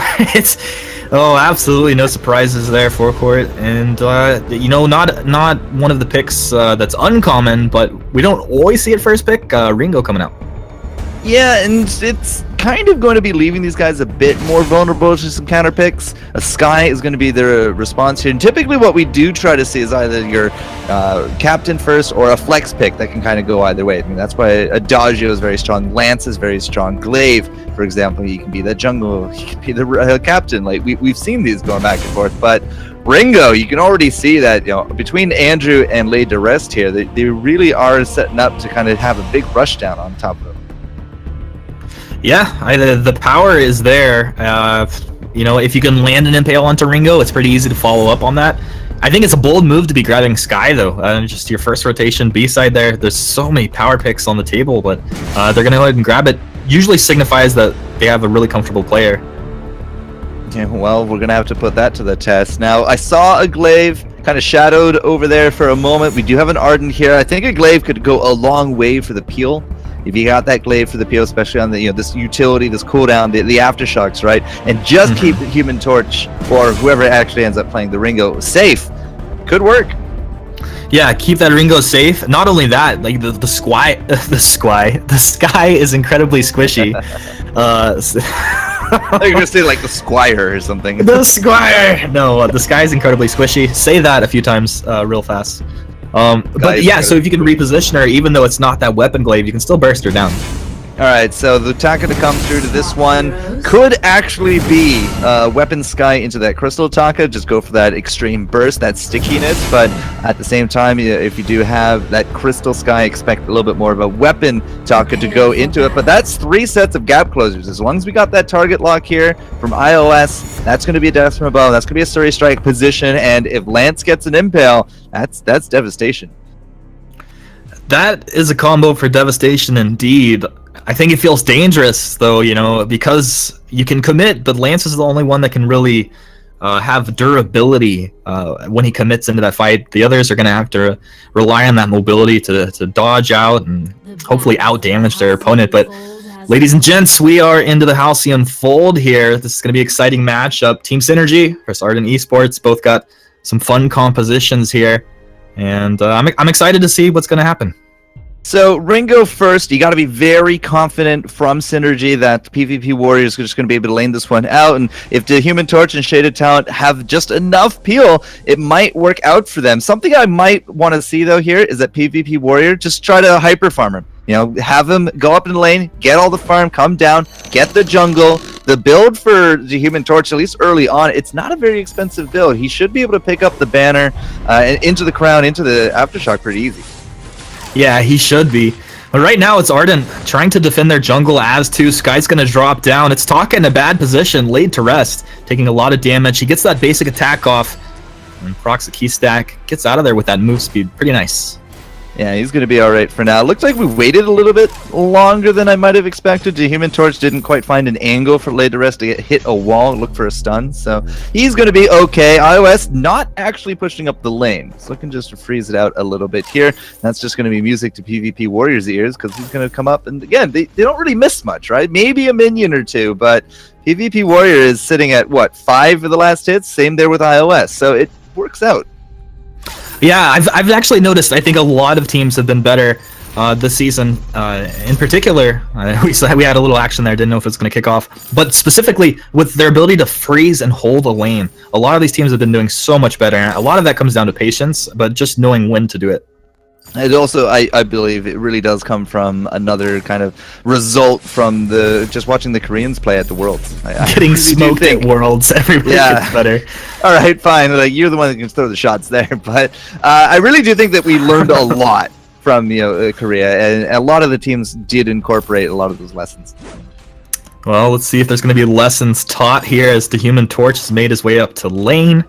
We have ILS go ahead and teleport out, so not able to engage. That means we're going to remain killless across the board.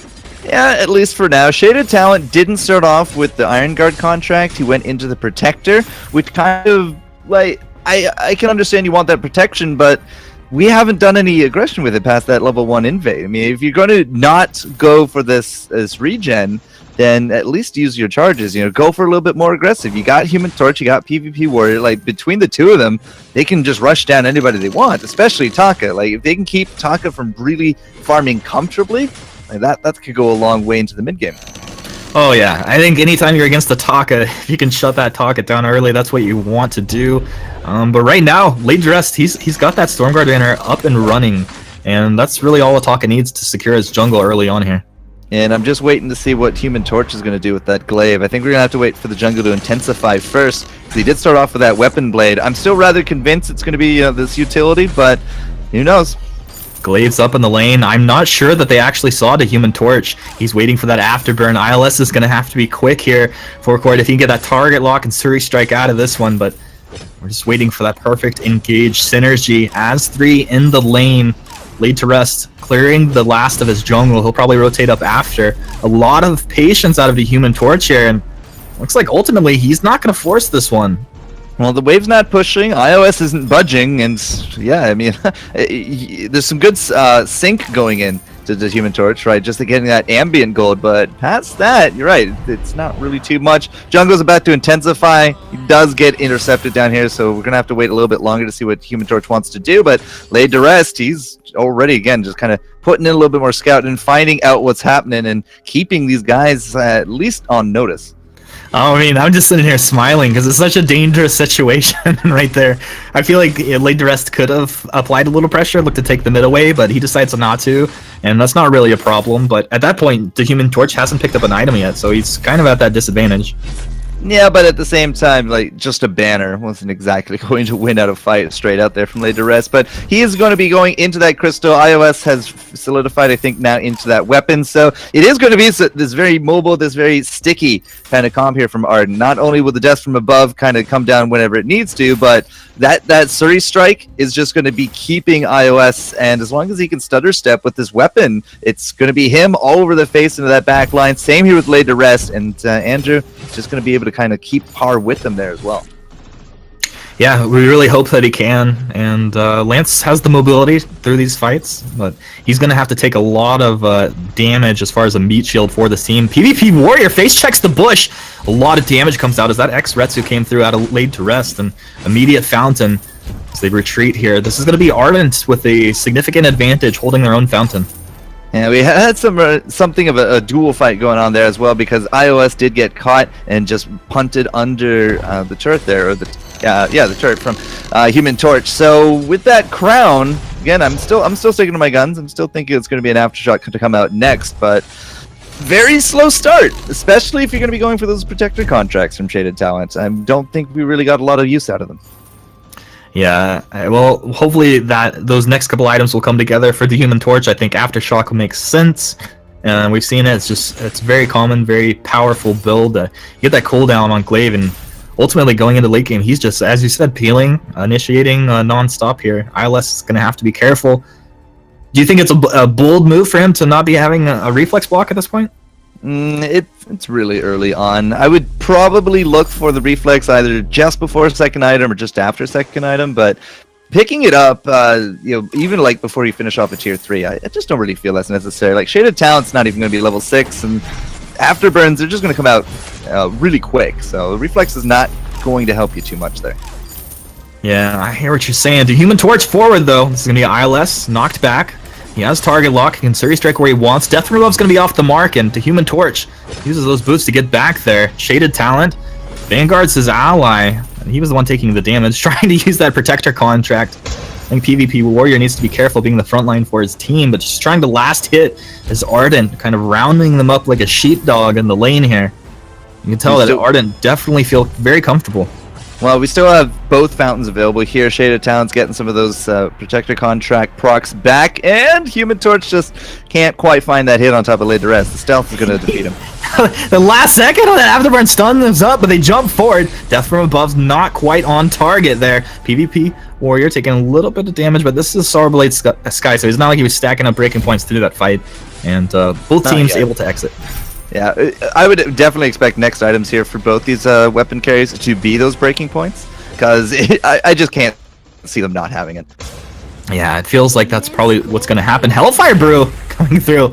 I don't connect on the ILS, but just a bit of a harassment tool at this point, especially with ILS grabbing that mid-region up. He's going to be just fine. I want to say that Surrey Strike was really clutch there at the end, because that brew was really going to be landing on top of all three of them until that reposition happened. So iOS really saving out teammates a little bit of that burning. Not entirely too sure that we would have seen a fight from it there, but Synergy, I feel like they just kind of threw it out just to get the cooldown ticking. A little bit of harass, perhaps, kind of gotten the off chance of stealing the gold mine, but it's out of the bag. Human Torch is tanking up, looking for that rest of the aftershock. In PvP Warrior, both him and iOS, I can't imagine next items are not going to be anything except these breaking points.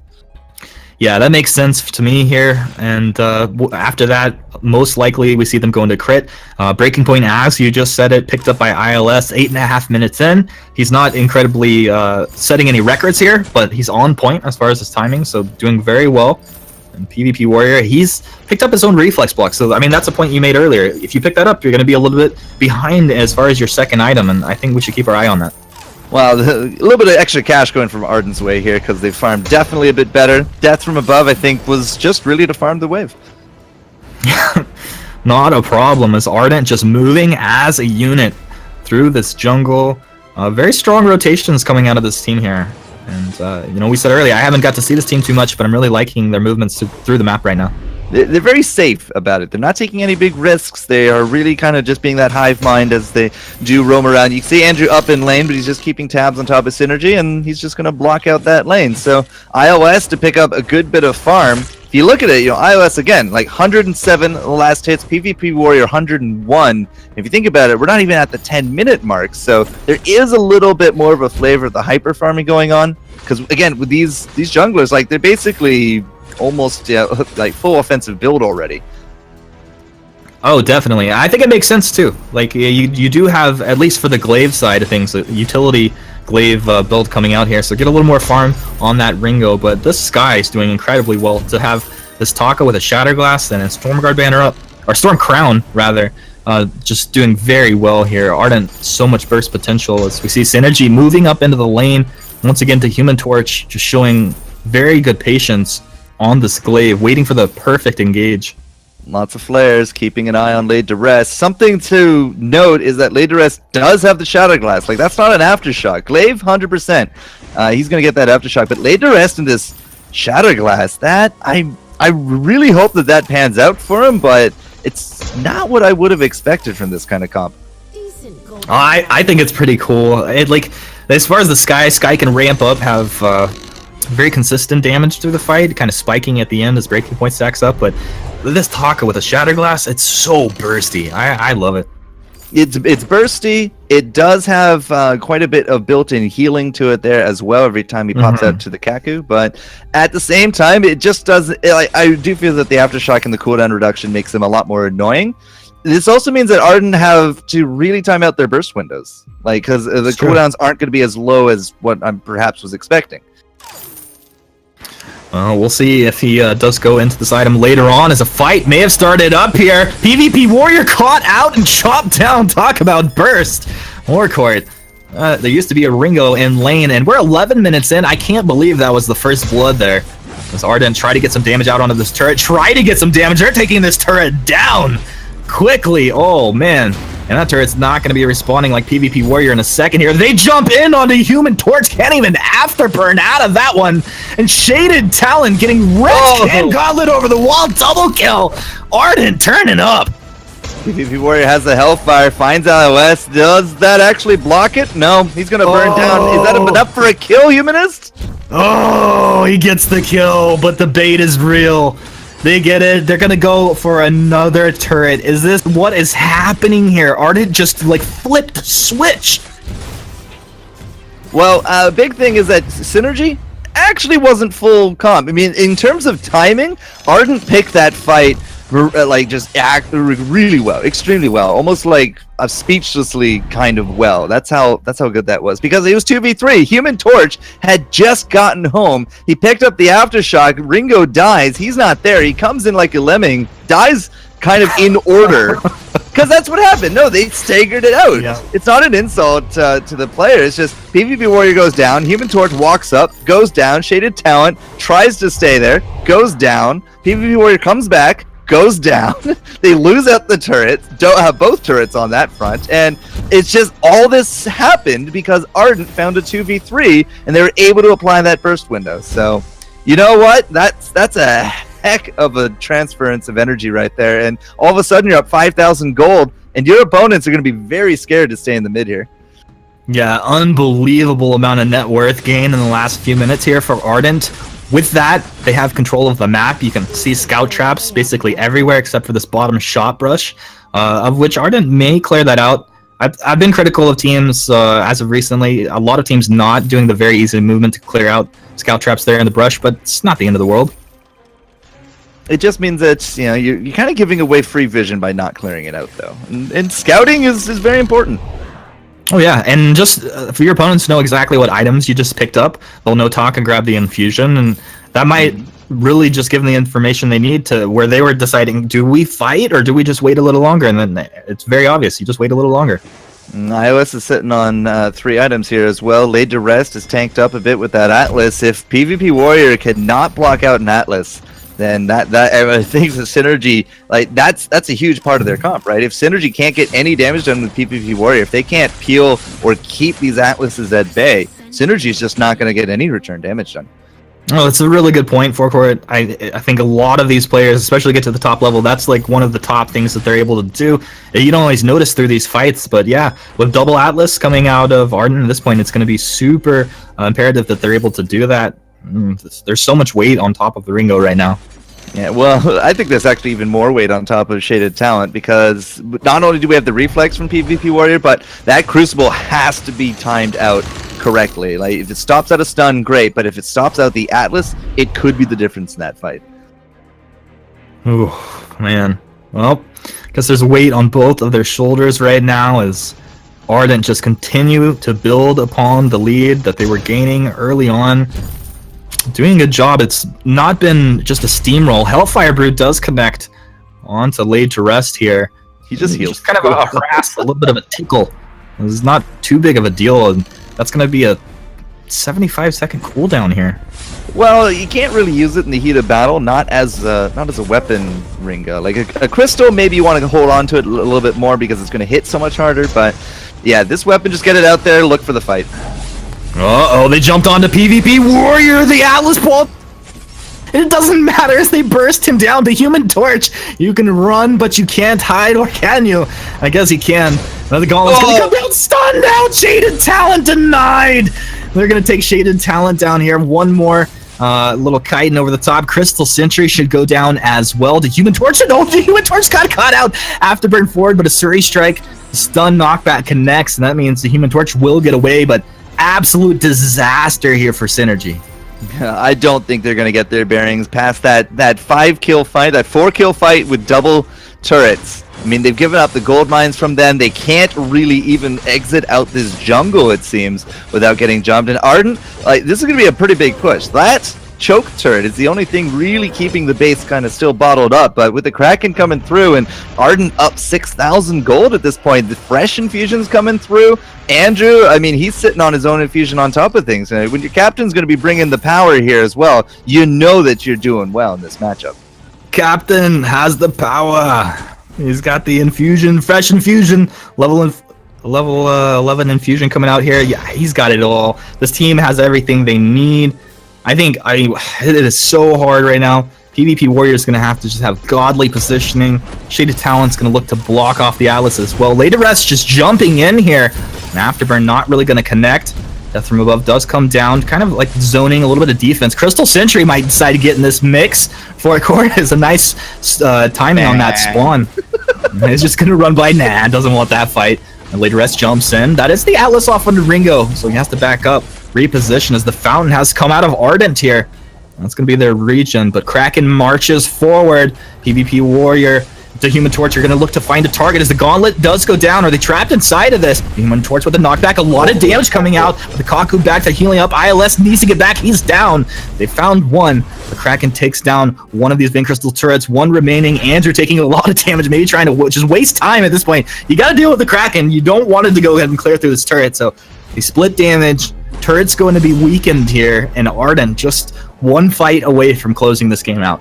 Yeah, Synergy will patch up the gold difference just a little bit at the end of that. Going to be very happy to get 2 kills out of it, plus, of course, the 1,500 gold from that Kraken. But it's still a pretty decent hole that they got to crawl out of. And we've been having their jungle just kind of taken away consistently. Later Rest has already made his way back to the other side of the fold, and he's just been farming. So no ace for Synergy, but they will hold on. That was the first decent gauntlet I think we got to see this match, and that's been a problem for Synergy here, Humanist. It has been, and hopefully we see Shaded Talent learn from that, because it feels, sometimes you do wait for a perfect gauntlet through the fight, and that moment never develops. But he threw it, he let the fight start with it, and it happened pretty well. The Human Torch missing that afterburn. A Surrey Strike forward. Death from Above's going to come down. They're fighting right through it. ILS right in the thick of things. He's on a PvP Warrior. They're trading back and forth. It's 1-for-1 here. Now Laid to Rest, going to try and find the damage onto Human Torch. Doing a pretty good job here. That afterburn is going to let Glaive reposition. They switch back over to the Ardent, but X-Retsu into the Chitin. Another afterburn! The cooldown, that's not even fair. As the Human Torch just bleeding out. He's going to go ahead and take up the mid, try to regen through this. You see both teams having escape abilities and durability. It's very hard to take down these last 2 remaining members. Especially with the consistent stealth, right? Laid to Rest actually has some pretty hefty crystal to his name. So every time he pops at the Kaku, he can heal. At the same time, Andrew just has a lot of control, especially those narrow corridors. And yeah, you're right. It's just going to be too hard for this to deal with. And at this point, like, Mortal Wound on top of Shaded is, even if he pops out that fountain, right? He's not going to be very well off. And at this point, Ardent, they could try to push this in. They could try to go for a fight, and then Kraken would just end game. But at the same time, if they can just get this Kraken free and clear, it's going to be it. Yeah, this is Ardent basically just deciding whatever they want. They can take any approach to ending this game. The approach has been to take the Kraken, march forward. They're going to grab a couple last items here, and they have everything they need. This game should be ending pretty quickly. Although it's not like Synergy got rolled over 20 minutes in here. Their last hurrah for court.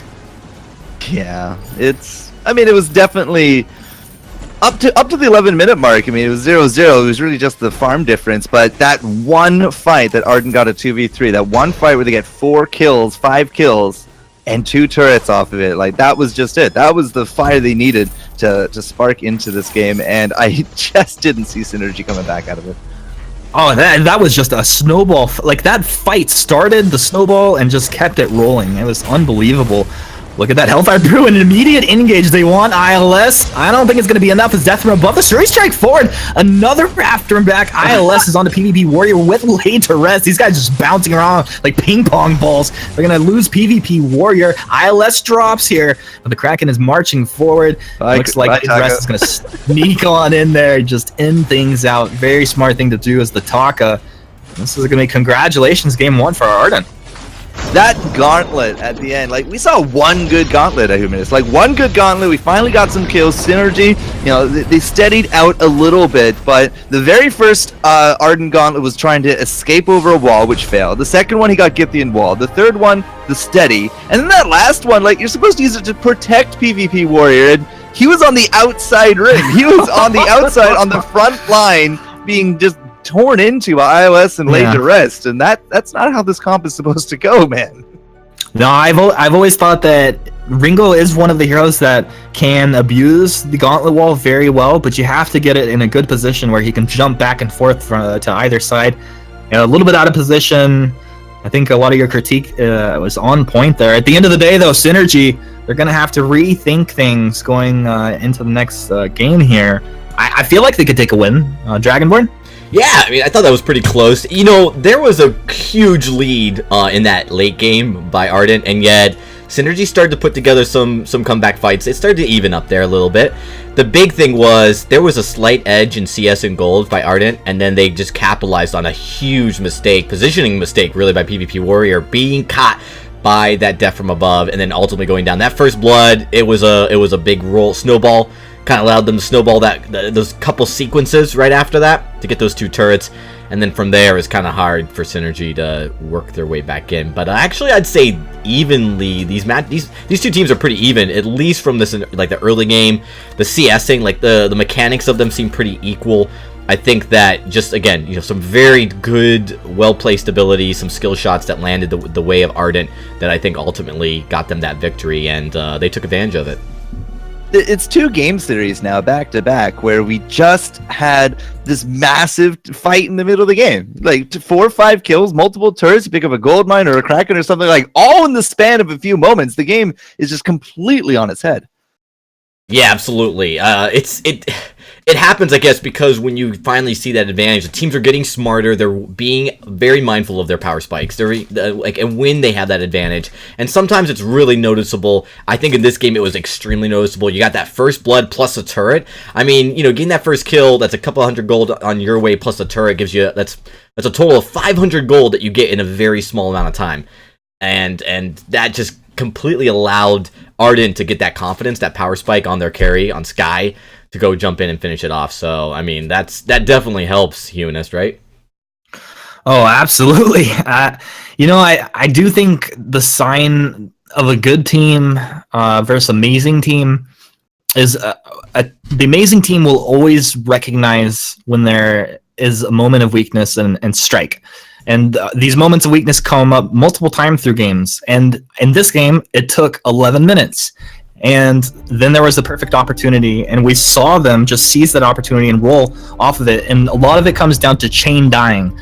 And Forklight called it out during the game. You lose one person, and then the next person goes in trying to defend, but they die. So when the next person respawns, they never have full force, and they just keep chain dying. Yeah. So that's the lemming effect. Yeah.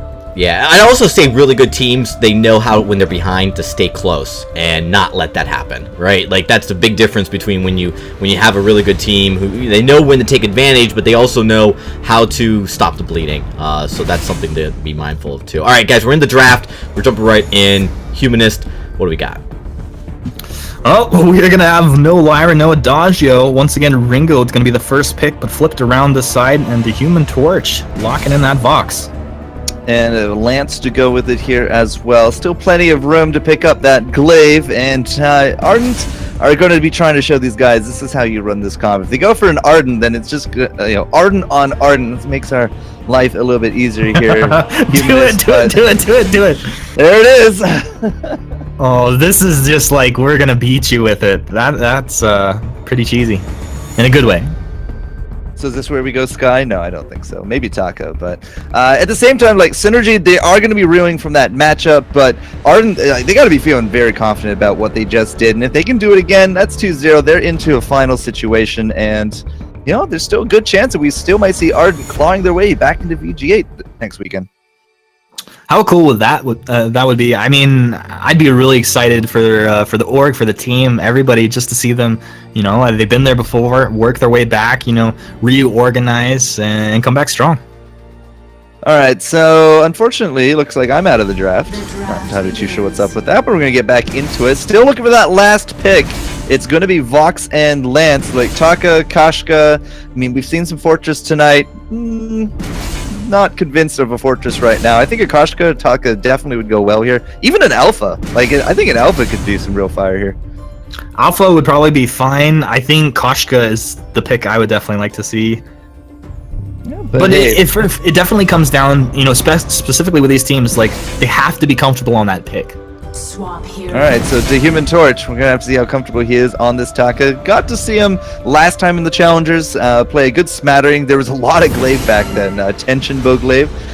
Think of the past right there, but we'll have to see what Human Torch wants to do, but it does look like crystal and weapon secured for both sides. I'd be very surprised to see a double weapon or a double crystal on either side. I would agree with you on that point right there, and yeah, I think both teams have drafted up strong compositions.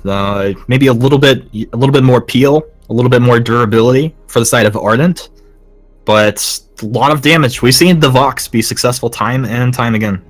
Alright, so there is no protector contract this round. Both of these guys actually just going to be going into the Iron Guards, so that will be a little bit more sustained, at least in that lane. Now, Ardent, at least everything tonight, the Team Blue, or Team A, whatever you want to call them, they're always the one doing the three-man invade, so we'll have to see if that tradition is going to keep up here.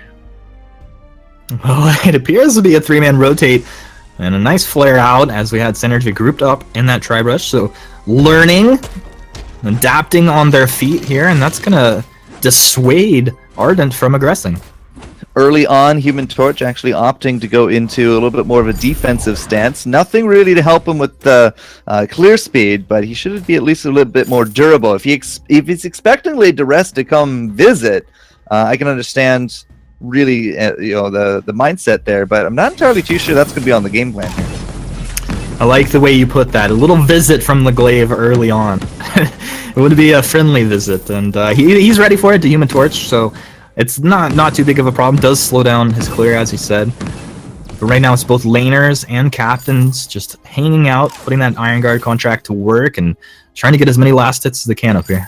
Alright, so keep track of the farm as we go back and forth. We had some really good farm numbers last round.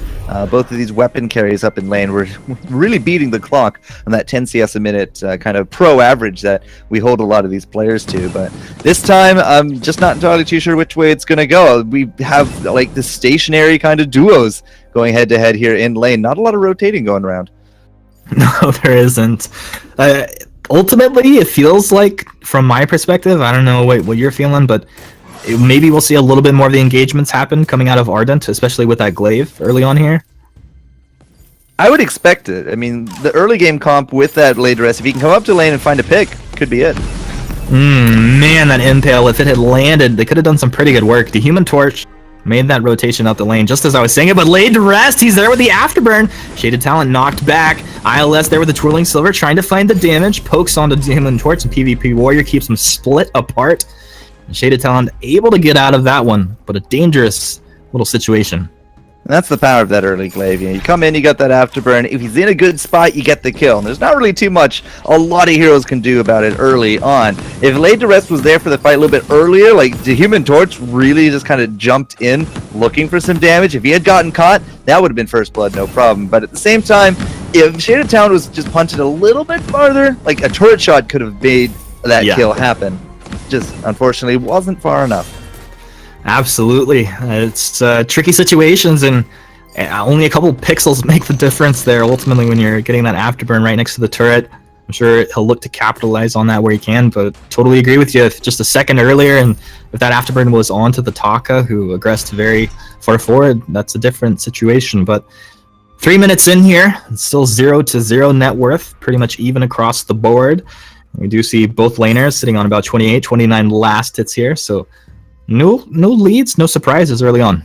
Yeah, again, they're not really rotating. There's not a lot of emphasis on these guys to come down into jungle and get the last hits. These guys have just been pretty much, again, just fixtures in the lane. So Late Duress is going to be really on his own, but him versus Ataka, like I would actually give the advantage a little bit more to the Human Torch at that point, simply because he can Kaku, he can heal. Late Duress will not have those luxuries. I don't know why it feels like that would be lyrics to a very nice song. He can cock, he can heal. But yeah, are you gonna launch a rap career like Scoundrel? We'll get into that later. It's an interesting situation, I think, especially because they're both going into Stormcrowned, and we'll see if it's an Aftershock build coming out of the Taka. Like you said before, definitely we'll see the glaive go that route. Both junglers make the rotation up to lane. It doesn't appear that they want to move forward here. The Human Torch kind of hanging around a little bit longer. And this might be the opportunity they're looking for. The impale forward, and they're going to miss the root. The kite and forward, and a basic out of the Human Torch lets them know ILS needs to respect Synergy. This does mean Glaive's going to be getting into the backs of Synergy at this point. Githian wall, kite and forward, Vanguard over the wall. This is ILS just finding a little bit of basic attack damage, and Synergy realizing they can take the mids away. I'm not sure they actually know where Glaive is. Yeah, I can't imagine that they actually know that he's over here. There's no scout traps down, and they can take a guess. But even if they are going to be guessing, a Human Torch is not making a beeline for the backs. He's just going to be coming back to his side of the fold. So this could be a catch on Warrior. Oh, it looks like a catch! Baby Warrior! I feel so sorry for you. Oh, if only you guys had known where the Glaive was. Yeah. There was no way out of that one. Power of scouting, man. They had no idea whatsoever. Vision is knowledge. ILS takes a little bit of damage, but they're locked onto the turret. Turret is down. There's your afterburn. They're going to go ahead and stun up that Taka, but he's out of there. Shaded Talent, the Human Torch, not going to go down, but they've lost their turret. Kaku back in. Bold maneuvering coming out of Synergy here. Yeah, I'm not entirely too sure pushing it with those minions was going to work out, but PvP Warrior, it's really low death cooldowns right now, so he's already back into the lane. But Ardent, they dealt with the 3-man push, and they're able to respond, get that first blood finally at half the time it took us last round. These guys are just on their toes. They know everything, even if Synergy is able to find this catch on iOS. He was able to back up just effectively enough. We didn't have these impales land. It would have made all the difference, and now they're counter pressuring just almost perfectly. Yeah, wonderful rotations. I think it's fair to say Ardent have out-rotated Synergy, and that's almost the main advantage as far just as mechanical fundamental play. But it's led to so much. Laid to Rest is doing a really good job on this Glaive. And both teams kind of quiet in the last minute here. And I think you'll wait for that perfect opportunity again. And the thing is, Torkor, after you rotate up and you kill that Vox, he's gonna play careful for the next couple minutes. Yeah, but they've instilled the fear, right? If they want to be pushing up, they're going to remember, oh, we just got ganked. Oh, yeah, the Glaive is out there. The Glaive is getting built. They can look at his items now. They're seeing that Aftershock's going to be coming into it. iOS has a Sorrow Blade now. PvP Warrior, if he gets blown up or if the fight's just over before he realizes it, he's not really going to get a lot done in these situations. And that's where the fear can really kind of dictate how you're going to play. ILS was in a poor position, but he's onto the back side of this fight. Perfect for the Ringos. The Human Torch taking a lot of damage. That is the fountain coming out of Synergy.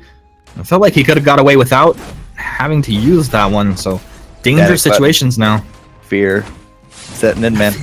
Uh-oh, this 2-man impale. They get the end wall back, and the Glaive grabs the immense gold payout. The Human Torch jumps forward. The fountain comes out of Ardent, but it's not enough to keep alive. They're chasing the Human Torch, but it's just the Ardent, and now Laid to Rest. He's just a cooldown Glaive. What are you gonna do? The Afterburn's not enough Synergy.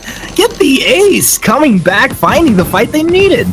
It's funny because they didn't have a fountain there at all, but they were still able to make that happen. Big props to Shaded Talent. He got the impale. They weren't able to stay out the gold mine, but that impale really set up for PvP and Human Torch really to get a lot of work done. And you're right. I mean, it's utility Glaive. He's supposed to be out here pewing, but iOS dropped so quickly there. Oh, absolutely. He's got no armor right now. He's probably going to build up into a reflex there. So they talk about who needs a reflex. Shaded Talent knocked. Bad place, buddy. He's gonna self-fountain. That'll be on cooldown. And I was gonna say when you spawn, but I didn't know he's actually gonna die. Afterburn over the wall. Shaded Talent knocked back. One more attack coming out here is gonna take this lance down. How about an afterburn?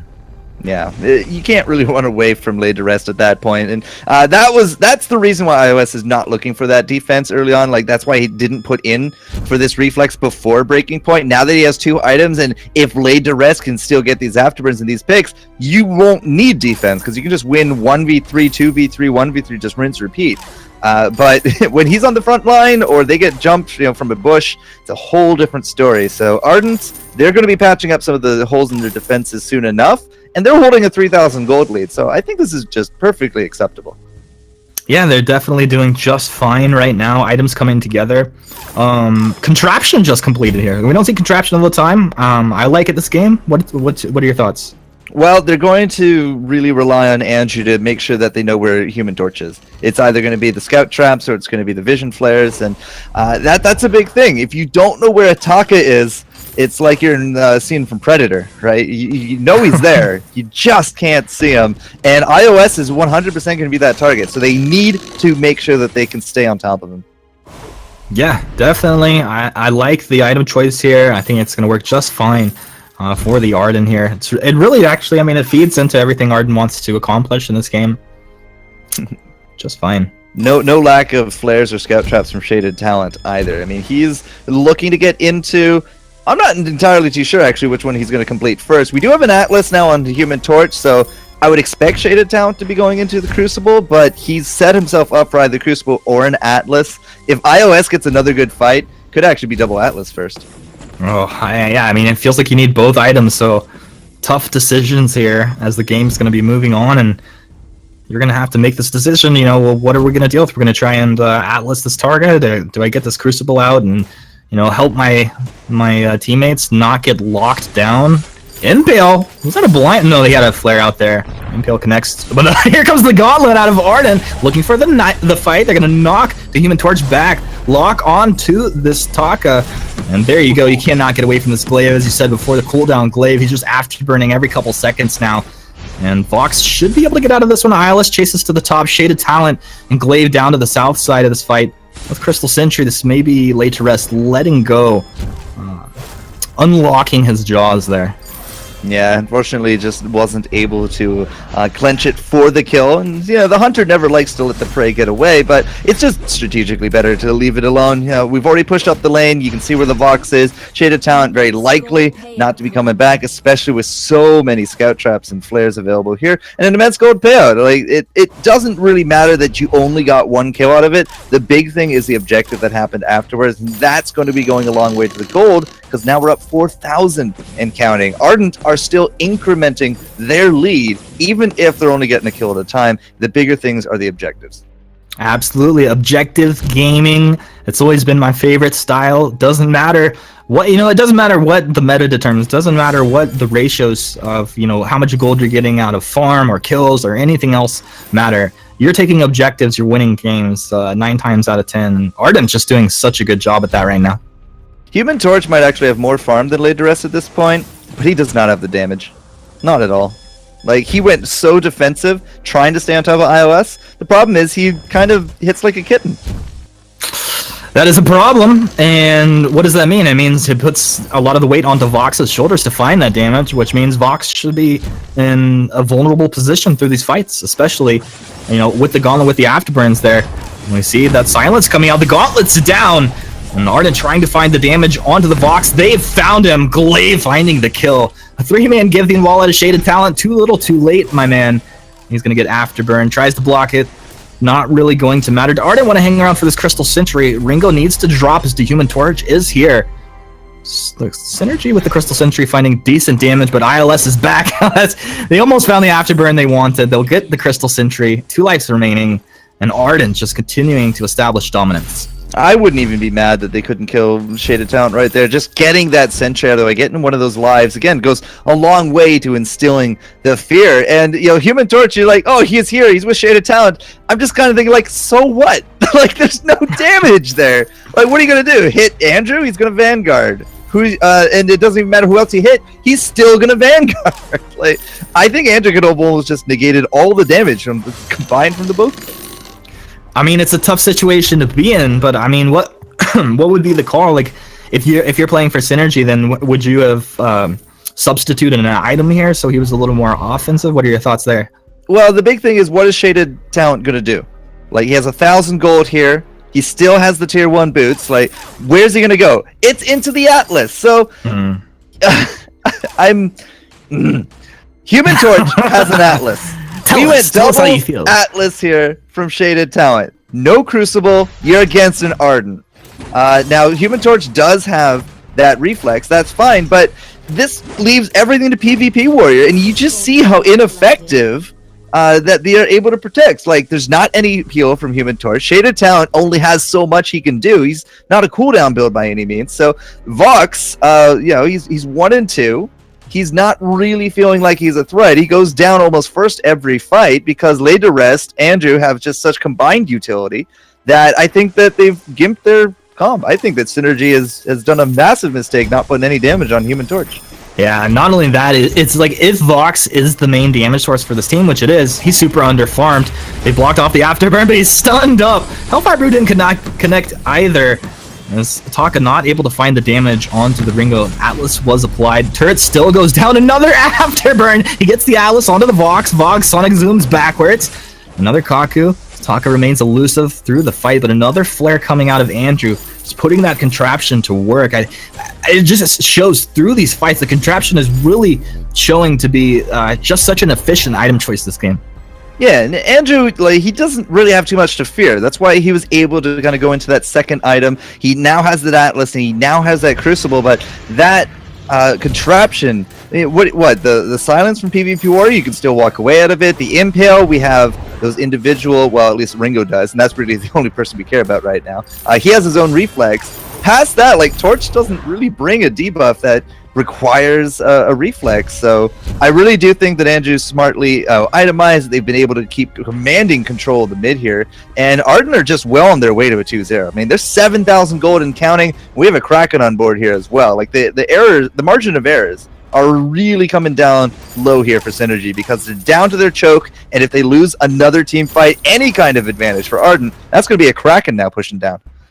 Yeah, it does feel as if Synergy almost need to initiate in a risky kind of fashion, make a very offensive play to get on target with a surprise.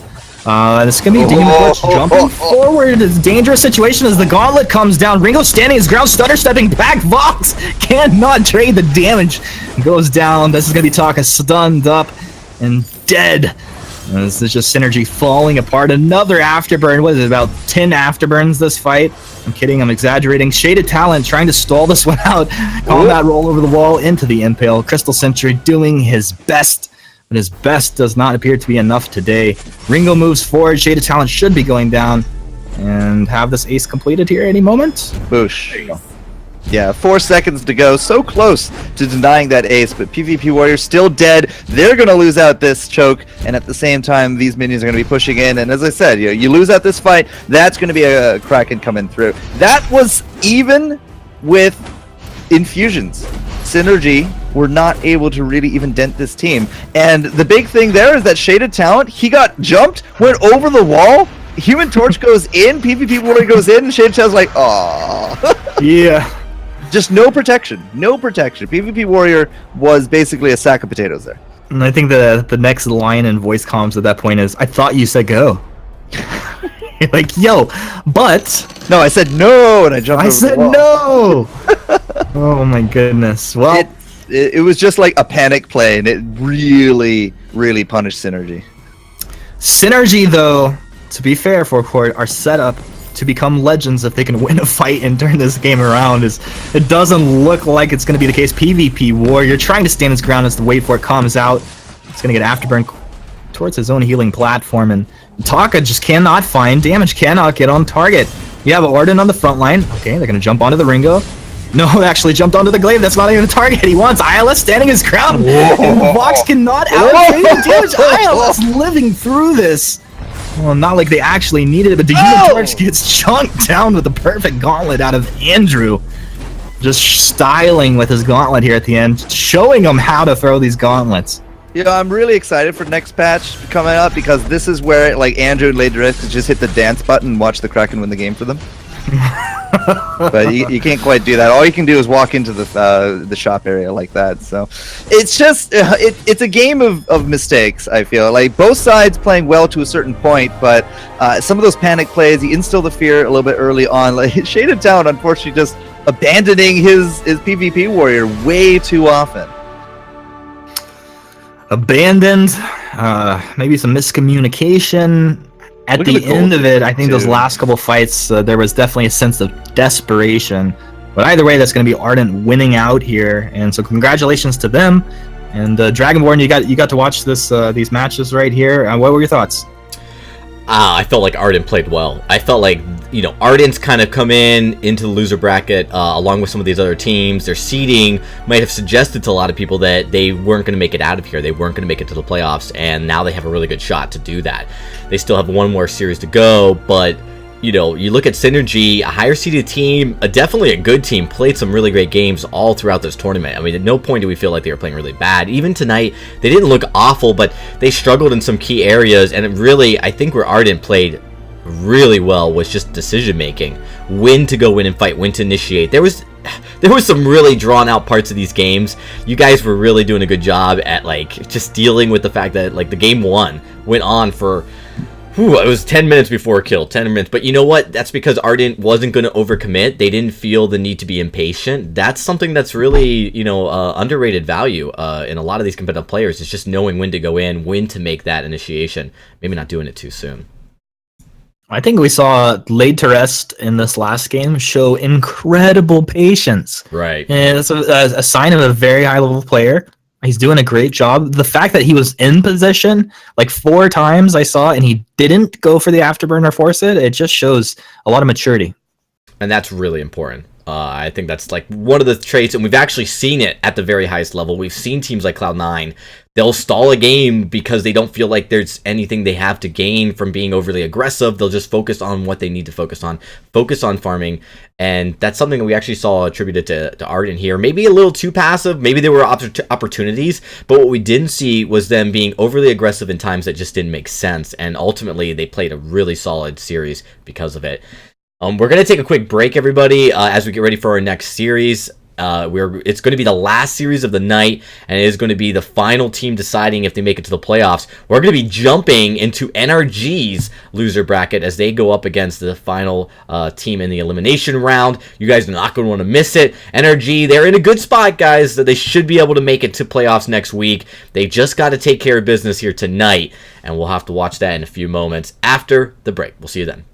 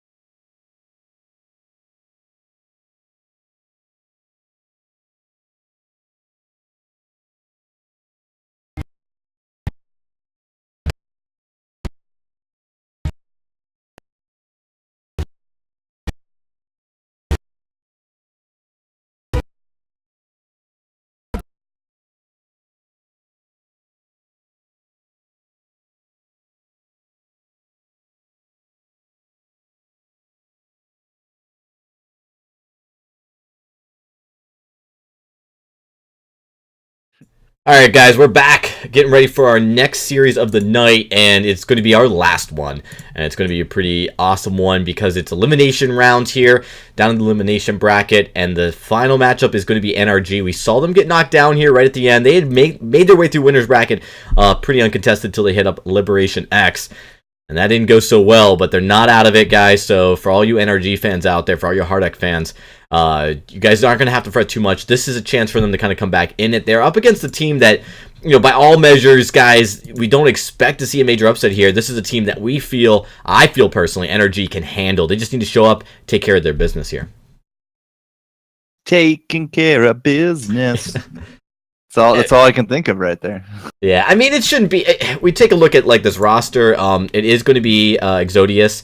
It's, you know, we got everyone here is really good players. Everyone in the tournament's really good, but I think that the that the tier that Hardek, Chombo, Gaspy are on, I think we can agree, you know, they're up there. They're up there with the top 5.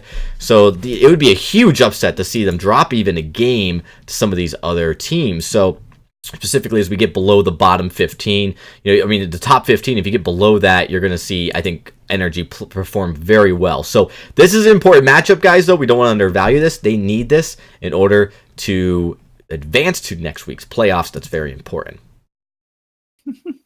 Well, I'm excited to see these guys play again. I mean, I haven't got to see them play all of their matches through this Challenger Series, but they didn't look in top form against Libex earlier. Yeah, just now, if you want to use that as a comparison. Yeah.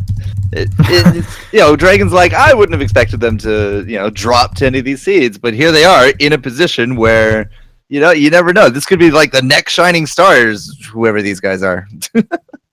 You know, we don't know. And I never want to discredit that, but I think it's important to, you know, to be like, all right, here's our expectations, right? Like, we're not going to pretend to have extremely wild expectations that aren't realistic. The expectations is that and I got to update these teams here real quickly. Sorry about that. As we look at the graphics, got a quick switch there, but you know, Energy's a number 7 seed, Exodus is a number 26 seed. When we look at gaps, when the delta's that big, you're talking about such an unlikely circumstance. So when it does happen, if it does happen, it's shocking. I mean, it'll shock me, that's for sure. Like when we found out Ardent might have lost, that was a little bit hard to believe at first. We're like, what?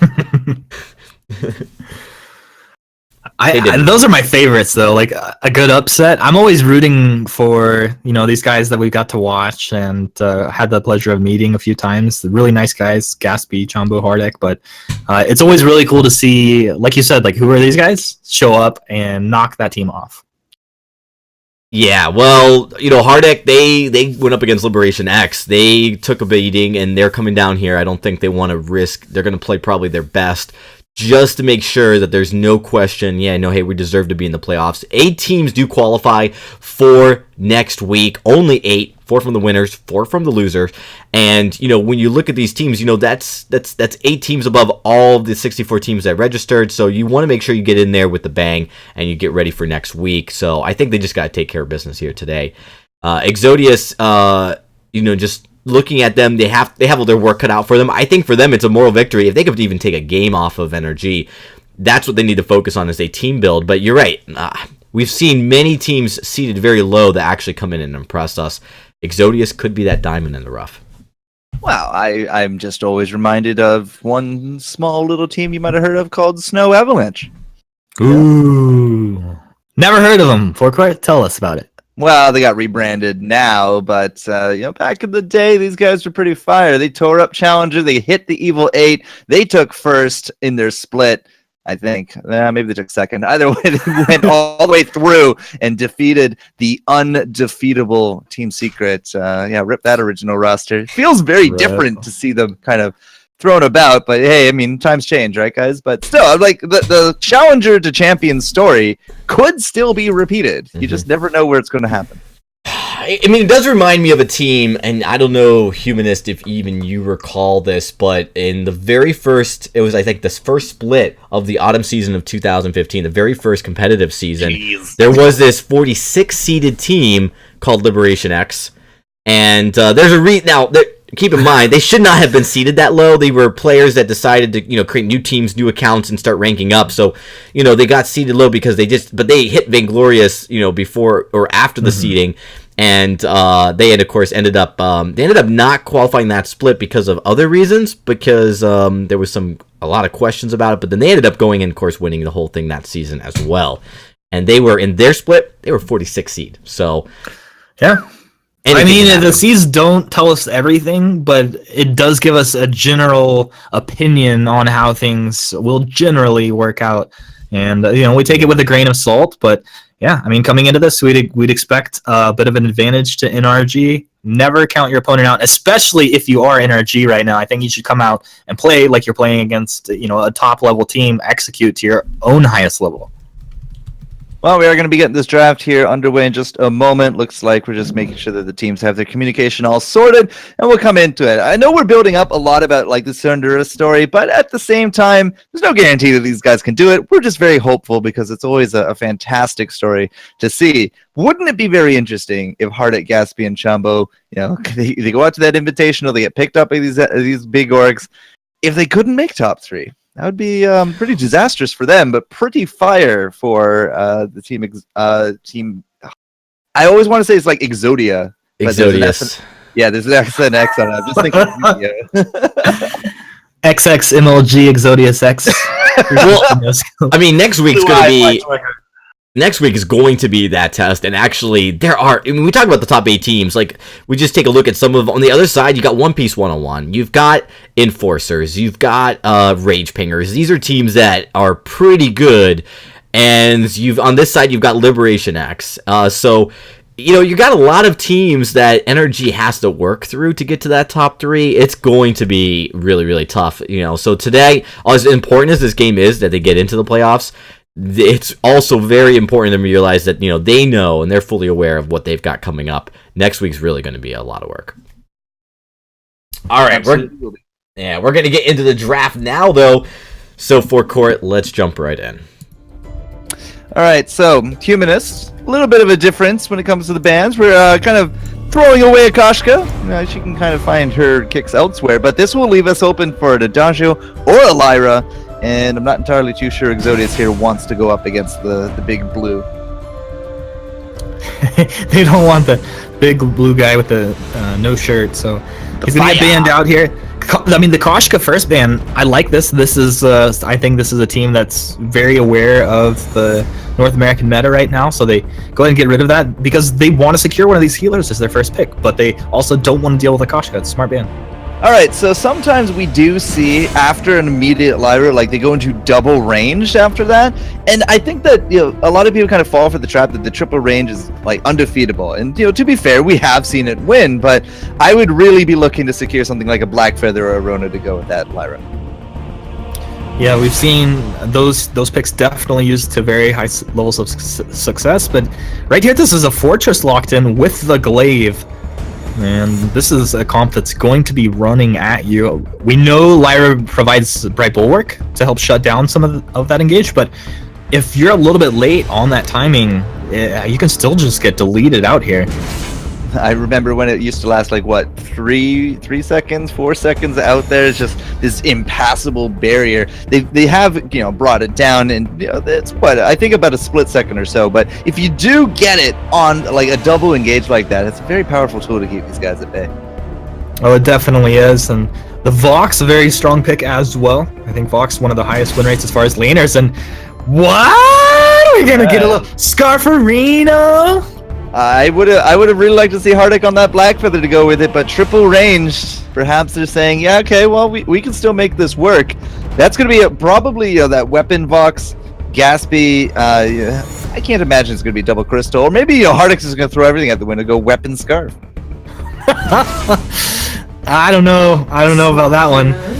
Ringo is going to come in as the last pick, though, so pretty meta comp over here for Exodius and NRG.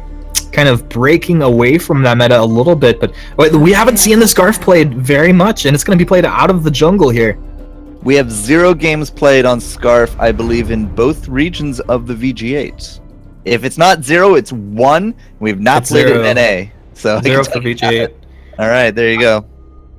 My goodness. I put out a tweet earlier asking, what people thought were underrated heroes, competitive. Scarf was definitely one of the top responses from a lot of different people, so I mean you can't take it as gospel, but we'll see how this is going to have an impact early on here. Well, stats don't lie sometimes. So Gatsby and Hardic, it is going to be starting off with some Crystal here. Hardic is going to be a jungle Scarf.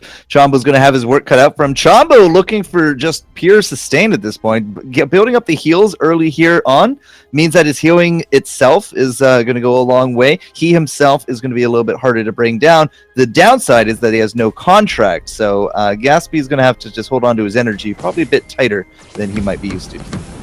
Yeah, definitely. And I think also maybe with this build at Chombo's, or as far as his items, we might see him also his first 2 levels he just puts right into Sigil, so doesn't even grab Bulwark at his level 2, and that just helps the laning situation out. You shore up the weakness of Vox in the lane, where you think the first couple levels is where Ringo actually has a very strong advantage.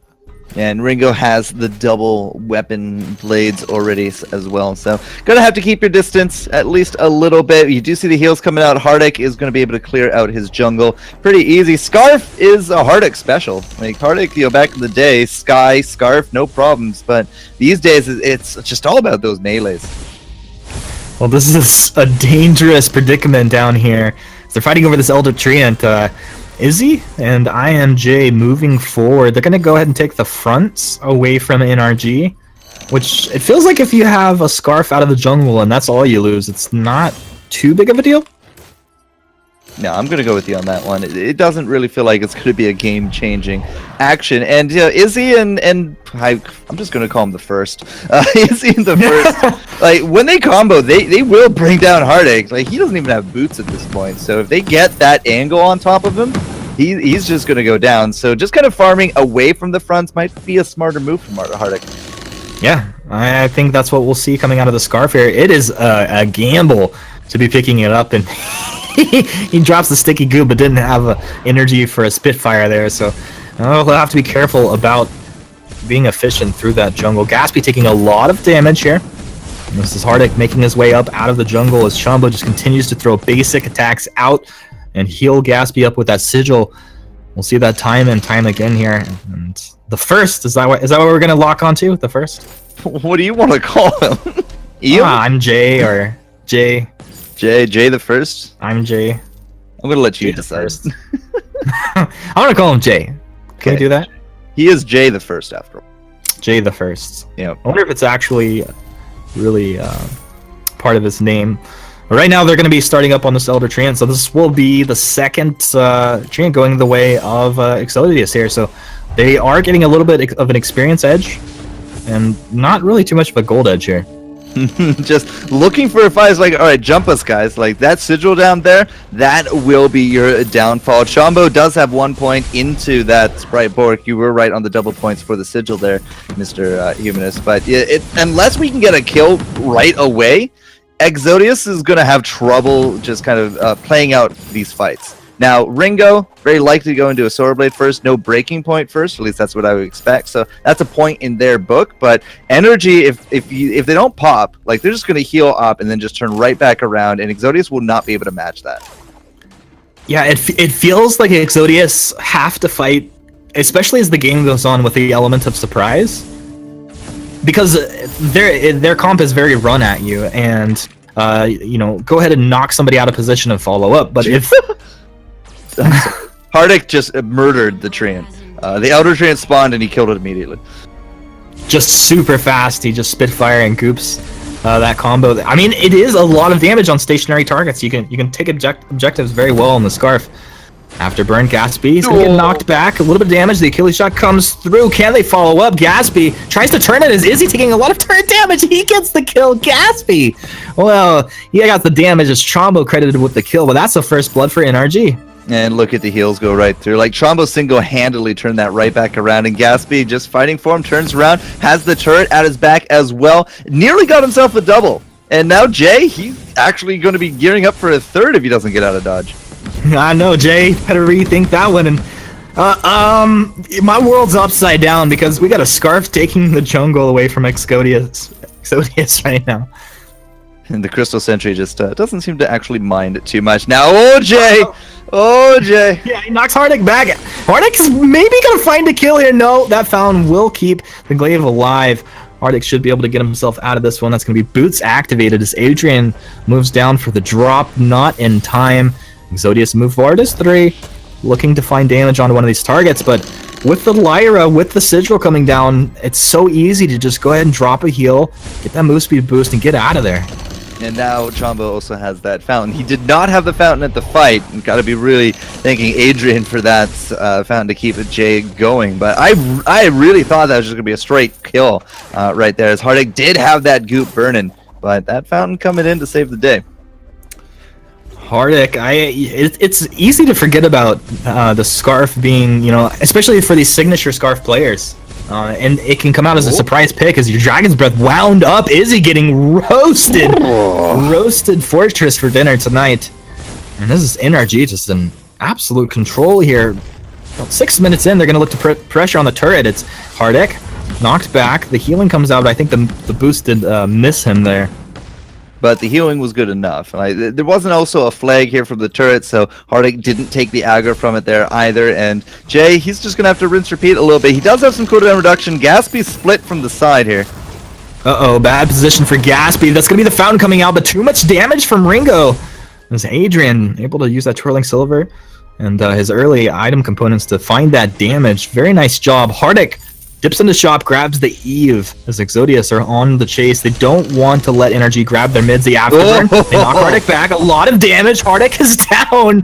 What is happening? What is happening? Jay's making plays. That's what's happening. Jay is getting these picks, and we have Adrian following it up. He picked up that Sorrow right before that fight. That was an afterburn into the root. I mean, there was nothing Chombo was going to do about that. That's the real combo. Treant helping Exodius out here, and suddenly, all the talk we had before this match started doesn't sound so crazy. Well, I mean, people are probably going to debate this pick, but I'm not entirely convinced that Energy is really giving it their all with this jungle scarf. Yes, it's a cool pick. Yes, I like to watch it, but triple ranged with this Liver with a jungle scarf against a first pick Glaive Fortress? I feel that's pretty troll, man. Well, I don't think, if that's true, it's going to put me in shot firing mode. I don't know if I'm ready to go there, forecourt. It's too late in the night. It feels good thinking about it. We'll see if... Warming the cannons up, boys. The cannons! I don't think, the basic shot that would be fired would just be that energy is not good enough to troll teams out right now. Like, if that's the case, then you're trying to make it to VG8, you gotta be trying your hardest. Right now, it's Attack of the Pack, and they're on the chase. NRG very quickly clear out those wolves. They're gonna move back. From Chombo was kind of like a deal breaker right there from Exodius. Absolutely was. Exodius really hanging around. I think we're looking at Jay looking for it. He's got Hardik. Hardik knocked back. A lot of damage coming out. The Vox trying to get on target. He can't really do it. The fountain's going to come out of both sides. Hellfire Brew let loose, blocked off by Gaspy. They're going to be able to use that sigil to heal back up, but a 3 versus 2 situation as Exodius looks to apply pressure onto the turret here. Gaspy doing his best, building up breaking point stacks very slowly, only 2 stacks. Really just nothing. See, this is where the Sorrow Blade versus a breaking point will shine, because you don't have to build up the stack. You need, what, 10? 9, 10, 11 stacks? I don't remember the math off the top of my head, to equal the power of a Sorrow Blade. Adrian just has to walk forward and hit somebody. Like, there's a big difference for that build-up. Yeah. I mean, there's definitely an argument to be made for both. The strength and the power spike is clearly in favor of Exodius, but between the damage out of Adrian and the afterburns coming out of Jay, I'm pretty impressed with the team early on here. All right, so they actually are holding that gold lead here as well. Kill lead, gold lead. We got a little bit more damage to go with Jay here as well, but this is a 2v3. Well, it's actually a 2v2. I kind of misspoke there. Gaspy wasn't there, but I mean, just again, they're putting energy on notice. They already threw down one combo. They kept really the big cards in their pockets, but energy all of a sudden, they're just scampering backwards. Yeah, I mean, if you look compositionally at this match, NRG shouldn't really be able to do anything until maybe 13 minutes or later as their items really start to come together, but they were able to find this fight early on, so it felt like Exodius were on the back foot, but they've completely turned it around. They got a decent gold payout, and now looking for the engaged Jumbo early on that right bulwark. And see, that's a 20-second cooldown. That's the thing. Now, Jay's going to move forward. Spitfire's just coming out of Hardik, trying to keep Exodius at bay. And right now, Exodius happy to just drop down and take at least a half jungle rotation. Yeah, another train going over to the cause. You can take out those fronts. You also control that that item shop there as well. So, like, if Exodius do drop back, they come out of vision, and they have to pretty much assume that there's no vision because they're not tripping over any kind of scout traps recently. You could even see a surprise infusion come out, right? We're getting to that point of the game where infusions are going to be there, and if Exodius can just keep up the pressure on top of energy, drop back, get the infusions, then catch energy moving forward, that's a bad spot for them to be in. Oh, it really is. And I mean, imagine this Ringo with an infusion. He's already at a significant advantage. That infusion would just put him over the top. Exodius rotating through the middle area of this map very carefully. The flares are coming out even though they have advantage, and I think nice, smart, careful rotations coming out. My question though is, Forecourt, okay, if you're captain of NRG right now, what are you telling your team? I'm telling my team that we need to get a second item on Hardek. That's what I'm telling my team. So do you take enough? Do you take some farm? I mean, maybe Chombo just hangs back, makes sure all split farm goes on to the Scarf here? Well, as long as they're in range of the ambient, I think Gatsby still needs priority because he's so very close to getting that third item. Those crits are going to matter, but Hardek Scarf, typically it's like the 2 to 3 item spike that we start seeing the real power of this pick, and Hardek just is not getting the game that he wants. He's really is on the defensive. Look at Exodius again, being aggressive, keeping these guys all bottled up. Energy just got to bide their time, and this is a perfectly valid strategy. It's not an especially exciting strategy, but it's definitely valid until we can get to that next power spike. Well, talk about the power spike. It looks like Hardek has money for Broken Myth, and there it is in his inventory. This is really, for Scarf players, this is the golden item after, if you can grab it as your second item with the Eve of Harvest, really where he'll start to actually have some damage output if he can land a couple Spitfires in a row. And I mean that can really turn around. We did just pick up an infusion though. Adrian is infused up. I don't think they know now. They know if they're checking, but Exodius, if they jump, if they're the ones who engage on top of Hardek here, especially with that infusion bonus, that could go just instantly bad for energy. It really could. I'm also trying to save. keep my eyes on Izzy's Atlas Pauldron in this fight. If he can get that off onto Gatsby, it could be just that much harder. That's a big key. Key to victory, I think, is what playoff says. Key to victory, indeed. And right now it's Adrian. Adrian is freezing the lane out right now, forcing NRG to come forward if they want to farm. Very smart plays. Loving it. I'm loving it. Hardek is picking up his own infusion. I would expect Gatsby to go in back. I think he's going to get his own right here. It's either that, or he's just going to wait a little bit longer to see if he can get that second monocle. But Chombo as well gets an Atlas of his own. So it's definitely slowed down. 5 kills in almost 15 minutes. It's not brag-worthy at all, but it's steady advantage growing here from Exodius. The problem is that Hardek has a tendency of kind of being really, really, really behind, and then one team fight, they turn around and win. So that's something that's kind of in the energy playbook here. Yeah, I mean, I think historically that's definitely a Hardek play style. He does play from behind pretty well. It's like throw deck. Oh, Hardek! Hardek! But he's got to go through that throw deck phrase first. Oh, man, I wasn't going to say it. But you did, so. Sorry, that'll be the shot master tonight. Hardek is isolated in the jungle, but appears Exodius don't really know, but this is... No, they don't. Turret taking a lot of damage here. Gatsby trying to move forward. I'll go ahead and reposition himself real quickly. The sigil's there. Wait for it comes out. Fortress silenced up. Adrian wants to get backwards. This is Izzy still holding the fountain. Doesn't need to burn it just yet. Yeah, no puppies either. So that's another big cooldown that he's keeping in his back pocket. Hardek wasn't there. If they had known, I expect they would have been way faster on the engage. But that said, they did get themselves another turret. Extends that gold lead. We went from 2K, 3K, now up to 4K, and that's some crit now in the bank here from Adrian as well. Plus a finished Aegis. So, we're just getting more powerful as time goes on. The turtle strat's working for both sides. It's working a little bit better for Exodius here, but Hardek needs to be with his team from now on, I feel. Yeah, I'd agree with you. And we're starting, I mean, as Kraken spawns out on the map 15 minutes in, we're starting to reach that point where NRG's comp does come together. I mean, the items are there. They got maybe not all the levels they want on Gatsby, but with an infusion, they can actually get some damage out, but they're going to have to fight together. NRG flexing on this Sprite Tri-Brush here. taking that away from Exodius. Is he taking a little bit of damage there? The attack of the pack comes out. Gaspy is isolated from his team. Gaspy trying to reposition. He can't do it. The Dragon's Breath burning on 3, but is it enough here? Just the Fortress dropping low. Oh no, Arctic is down. They've lost Chombo. NRG crumbling here, forecourt. Wow, I really expected Izzy to die right there. They had a good engage on him, brought him down low, but they turned it back around. The fortified health really paid off in dividends. Plus, the Atlas, the double Atlas, whatever it is, it made a huge difference. And Hardek just burned him down. Unfortunately, he just could not penetrate through those defenses.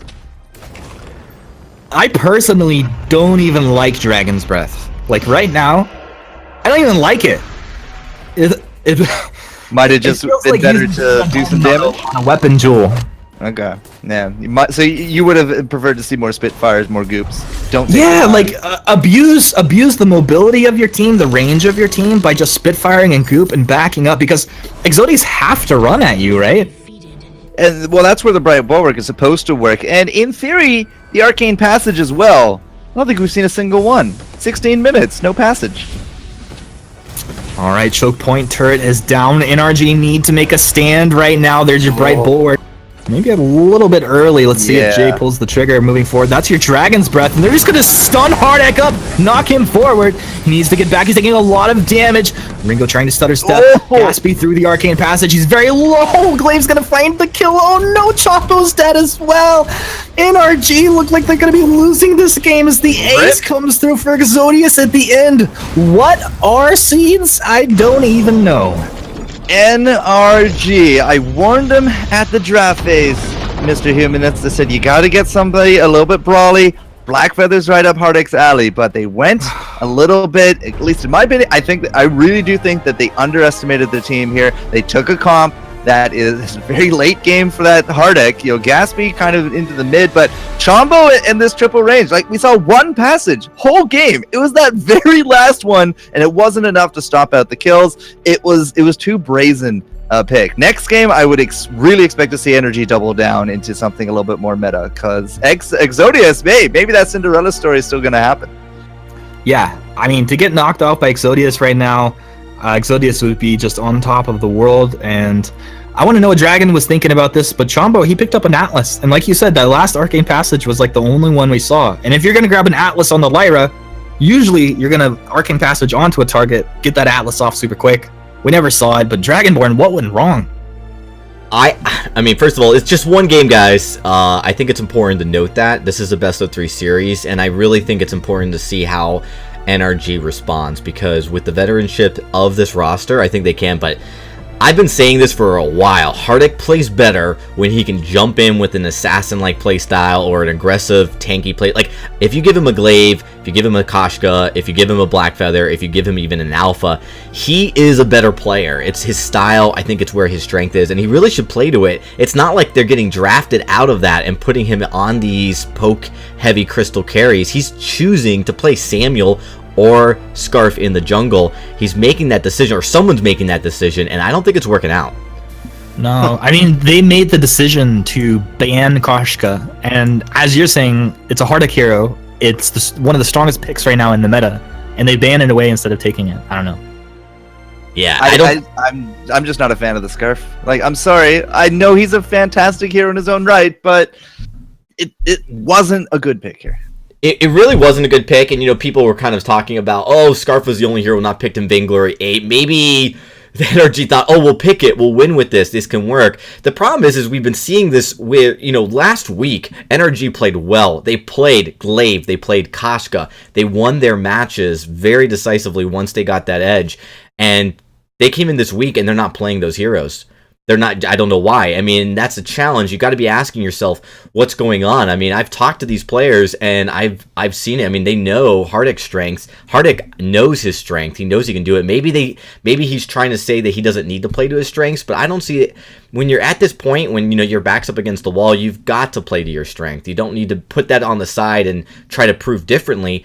You have the option. I think if we go into this next game, if Hardek puts himself, or if his team puts himself on a hero that plays to that aggressive jump in, brawl, take a lot of shots, but go in and get out and get that kill. Even if you go in, dive a few turrets, get the kill, and die in the process, that's where Hardik plays his best. And I think this next draft, I think that NRG knows that, and they're going to play it to that. Yeah, I would expect a big turnaround when it comes to the draft. I would really expect NRG to... This is their last chance. If they don't try hard if they don't get a good comp, then they have to wait till Split 2. That's not where you want to be. Yeah. I mean, I think they can win a game playing a more passive comp. I mean, I don't think that they're beneath Exodius in that regards. I just think that they picked a bad comp and they played a bad game, and those two things happened at the same time. I don't know if those two things will happen together at the same time. Even if they pick a bad comp, I think they can play better mechanically. But I think it really starts with, you need to be confident from the very beginning. You need to take every game seriously, not give up a game because you feel like you can play better mechanically and not take the draft seriously. Well, we'll have to see what the next draft has in store. We will. We're going to take a quick break. This is the last series of the night, and we do have a few more moments, so we're going to take a very, very short pause here, but when we get back, we're going to be getting into game number 2, and this is a big one as NRG has their back against the wall here in the elimination bracket.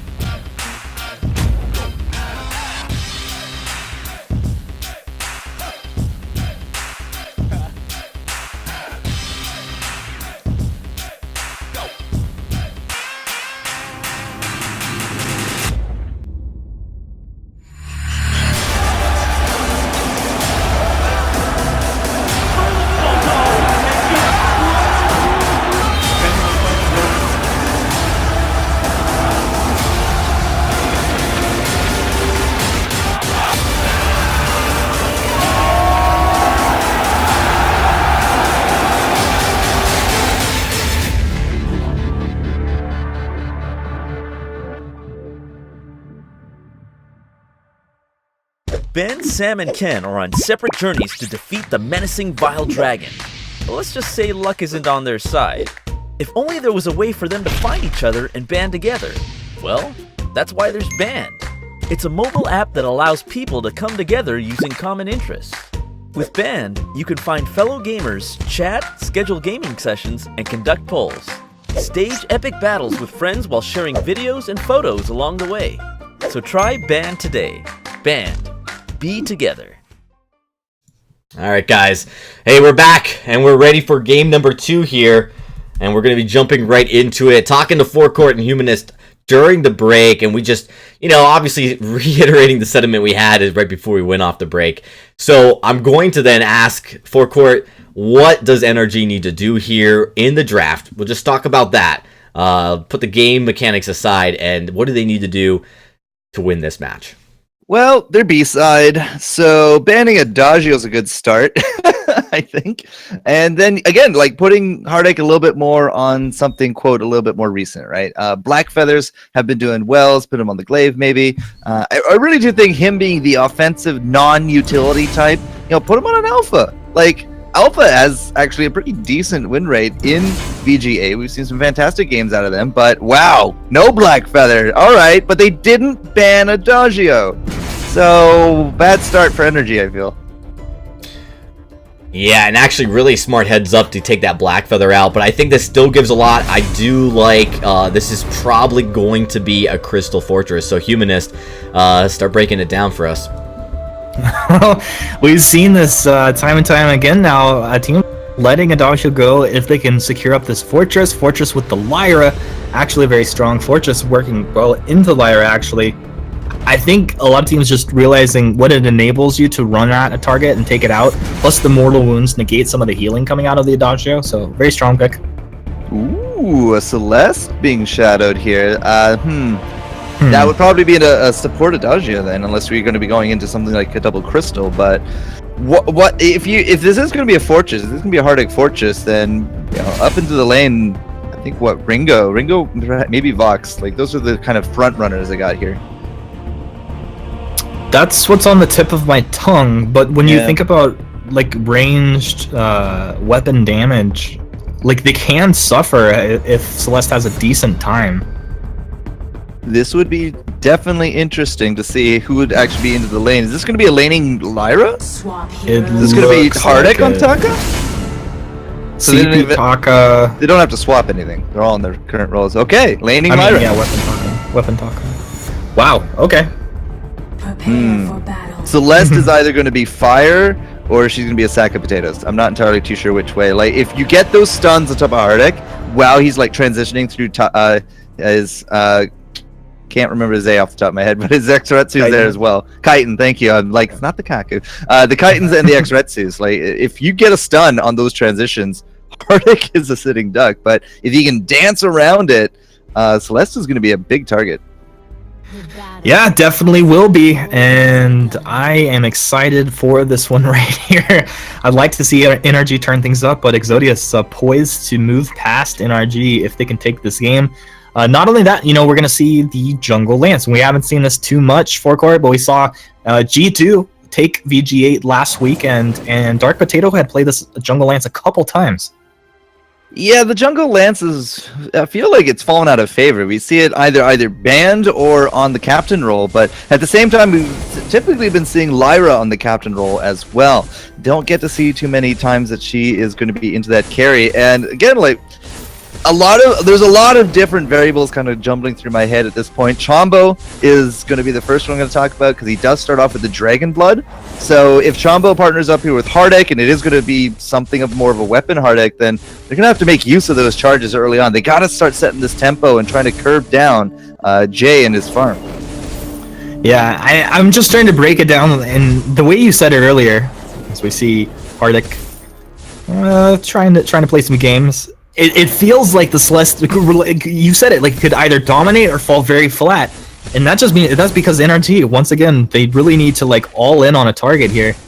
But this will mean that Celeste is going to have to come online and have a decent early game. But Izzy trying to make it happen, rotating up from the jungle, applying a little bit of pressure here on the Chombo and Gatsby.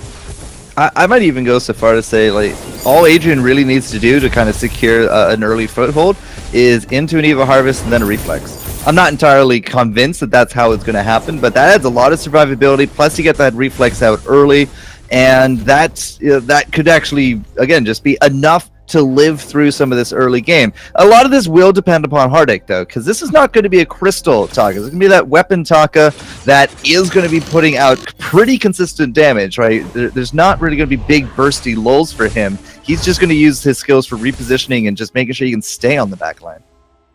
Yeah, he'll just look to stick to targets and have massive weapon damage coming through, keep his key stacks up through these fights, and I think it should be a pretty good little recipe for success here. I mean, the way I imagine this happening is you could easily have Gatsby Arcane Passage onto the Celeste, get that Bright Bulwark down, you just X-Retsu in, Chombo enables them by dropping his A on target, and they should be able to go from there. But once again, if a nice core collapse comes down, cancels that out. Suddenly, they're just sitting ducks. Yeah, that's the downside of the Celeste, which again, big props to Exodius. I don't really want to sing all the negatives here, but Exodius picking up the Celeste, it's risky, but it could work out wonderfully. So we saw this as a response in one of the VG8 games, and it just shut down the aggression that can come out from this Lyra. I'm hoping to see Adrian kind of do that here, but at the same time, I don't want a game 3. I don't want this to be a 2-0 stomp. Hardek trying to send it to game 3, getting damage out onto Izzy. Izzy fallen, first blood for NRG as they strike in the lane here. And IMJ just not able to get up here in time to follow up. He's looking for a target. He's decided to go for the backs of NRG, but these have not spawned just yet. No, but if he sticks around just a few more seconds, he might be rewarded. He doesn't really have too many other places he can go either. Hardek is going to get this Elder Trin pretty free and clear. There's a moment there in that fight. Uh-oh, Adrian, he's in trouble. Adrian goes down. Gatsby coming alive here, finding the damage he needs. What you were saying, Forecourt? Yeah, there's a point in the fight where I thought that the minefield from Adrian was actually pretty well set up. We started off just a huge burst on Chombo and Gatsby, and Gatsby is not going to be as durable as Chombo was with the slider pick last round, right? We're not going to be building up health. We're not going to be putting a lot into the heals. Like, the heals will be there, but Gatsby's definitely going to be looking for kills, and he almost like melted with Chombo this early on. So wasn't convinced that Exodius was going to win the fight. I wasn't actually convinced that anybody was going to win the fight, but Hardy getting that first kill, now into the second kill after Gatsby picked it up there. It's a good mentality start here for Energy. Hardek's moving in. Adrian taking a lot of damage. A couple basics, and that's going to be the kill. Chombo finding the killing blow on the Celeste there.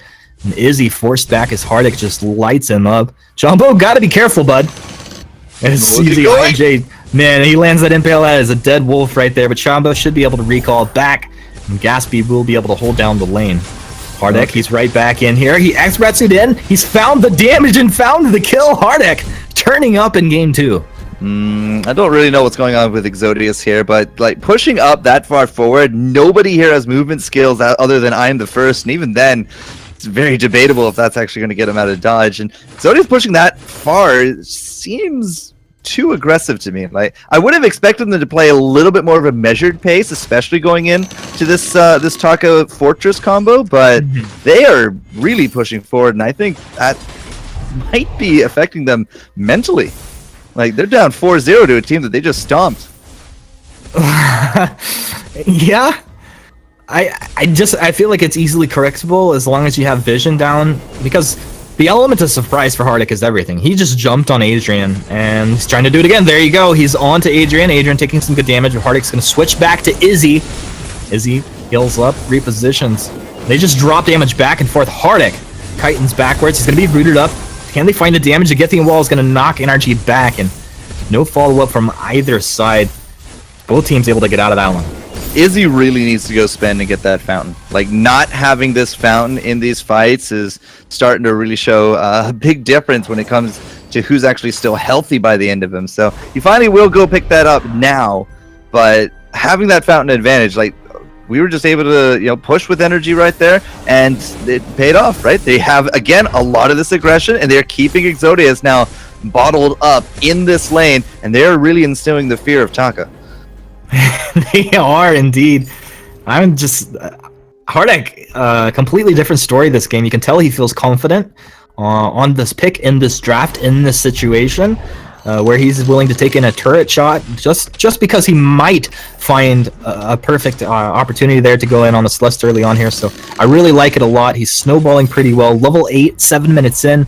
4-0 kill advantage to NRG, a net worth advantage as well, as we see the Kaku move up into lane. X-Retsu forward, Celeste getting lit up. You are not going to live through that. There's no way, and that's exactly how they need to execute. Now it's IMJ trying to run away, gets the heal. The heal is not enough. Fountain's been burned. Hardek needs to drop that aggro. The Fountain will come out to keep him alive. The X-Retsu's right back in, gets the kill.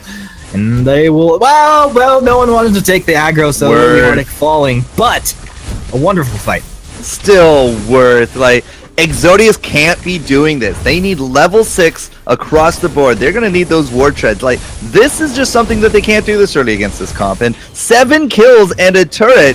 Finally, maybe they've learned that lesson, but that's a costly lesson. 3,000 gold accrued energy. Like, we really did expect a new win for them here in the second game, but this quick, set 1 kill a minute, that is really starting to show some good returns here from energy.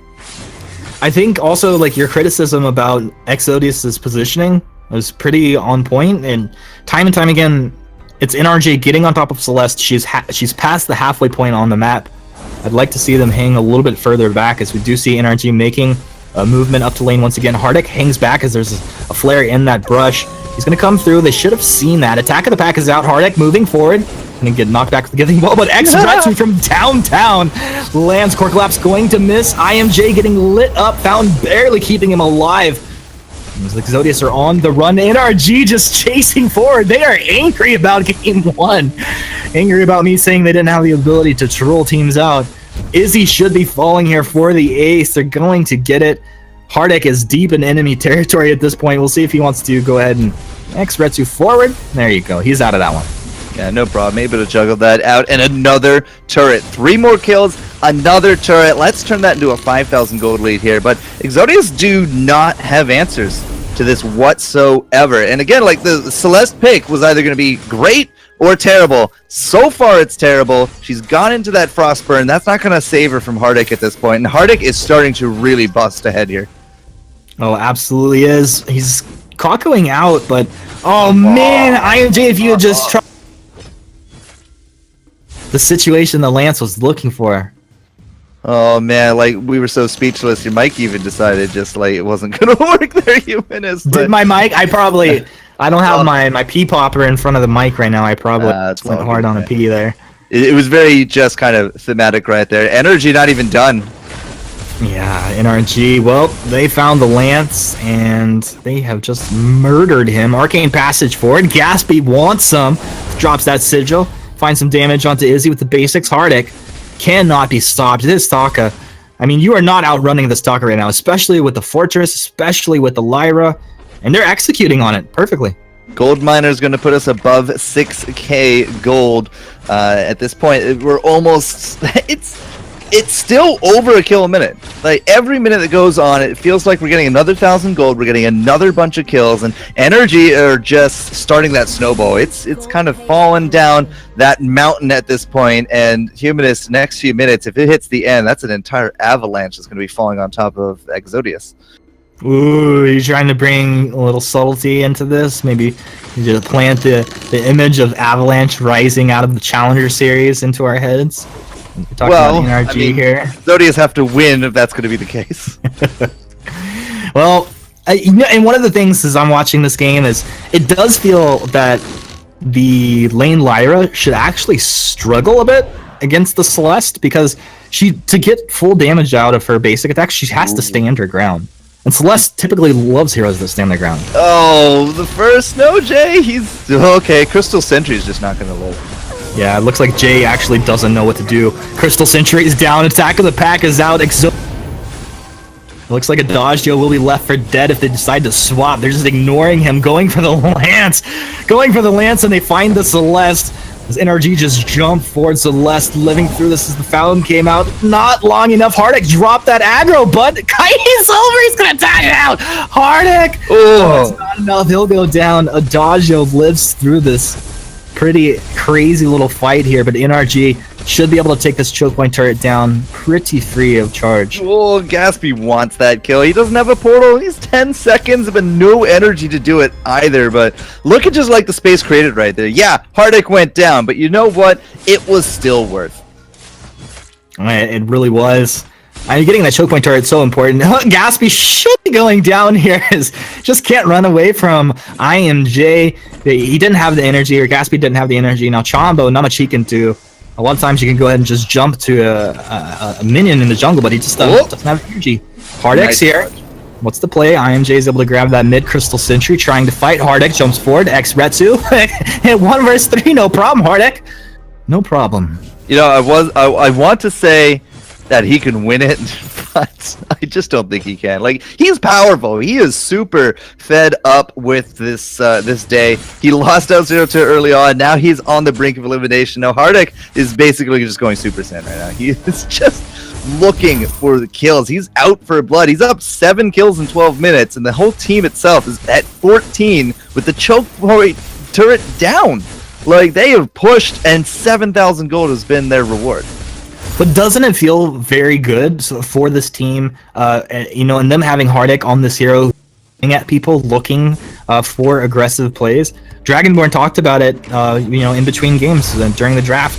He wanted to see an assassin-style hero for Hardik. I think this is the reason why.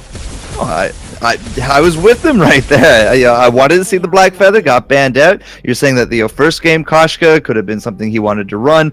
The only thing we can all agree on is that the Scarf did not work. Yeah, you could tweet that one out. Oh, what a flare. Just finds everybody here. Alright, that's eliminated. No, 1 life left. Sentry on the brink of that as well. If Exodius lose out that tool, well, they can't leave this choke area then. Hardik just X-Retsuing in from about halfway across the map here. That sounds right. Yeah. So what it feels like, especially I think if you're Exodius and you're down right now, and it really feels like this Taka can just jump on you from a mile away.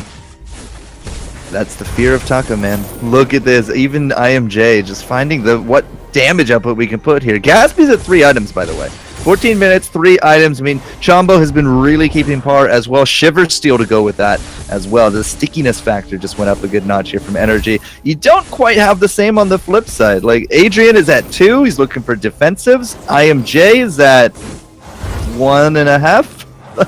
The farm difference is absolutely real. And again, like, this roller coaster of kill after kill after kill, objective after objective here from Energy has just kind of put them so far towards that finish line.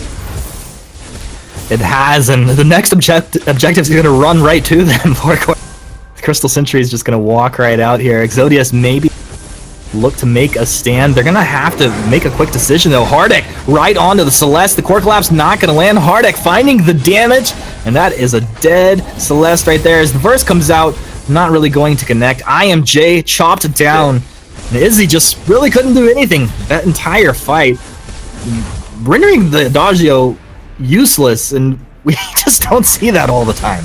All right, Crystal Sentry is going to take a little bit of a detour to defend base, but unfortunately it's just not meant to be. Hardik hit 13 stacks on that breaking point of his. I'm not entirely too sure how many Gatsby got up to, but it was up there. And again, like, he's just out for blood. You know, 13 stacks, he just jumps. Look at the burst. Absolutely sickening.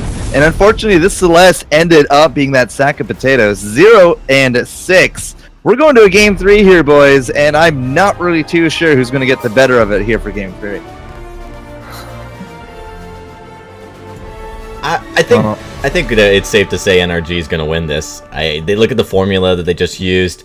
Guys, this is what NRG can do very well. Aggressive play. And I love this. I mean, Humanist, I don't know what your thought, but like when I saw the Lyra, carry Lyra, you've got the Fortress, you've got the Taka. This is like non-stop chasing turret diving comp. Perfect for that. And I felt like, I don't think it really countered Exodius's comp. It just was really good at just chasing them down early and often. Yeah, it had a lot of strengths to the composition. I felt like Exodius had a lot of tools. Forecourt touched on it as far as how they could stall that aggression out, but we never really saw it come to light. And so credit to NRG. I mean, they drafted the comp, they played to the strengths. Absolutely. Yeah, no, really fantastic game for NRG. They're going to get that win. And, you know, if they keep this up, I think if they play this way, guys, I think that we can see them take the series. But the challenge that we're going to see as we get into the next draft is, are we going to see the play to our strengths NRG, or are we going to see let's take a backseat, play a more late game passive NRG? Tasty, Forecourt, what do you think? Nope, I'm not answering it now.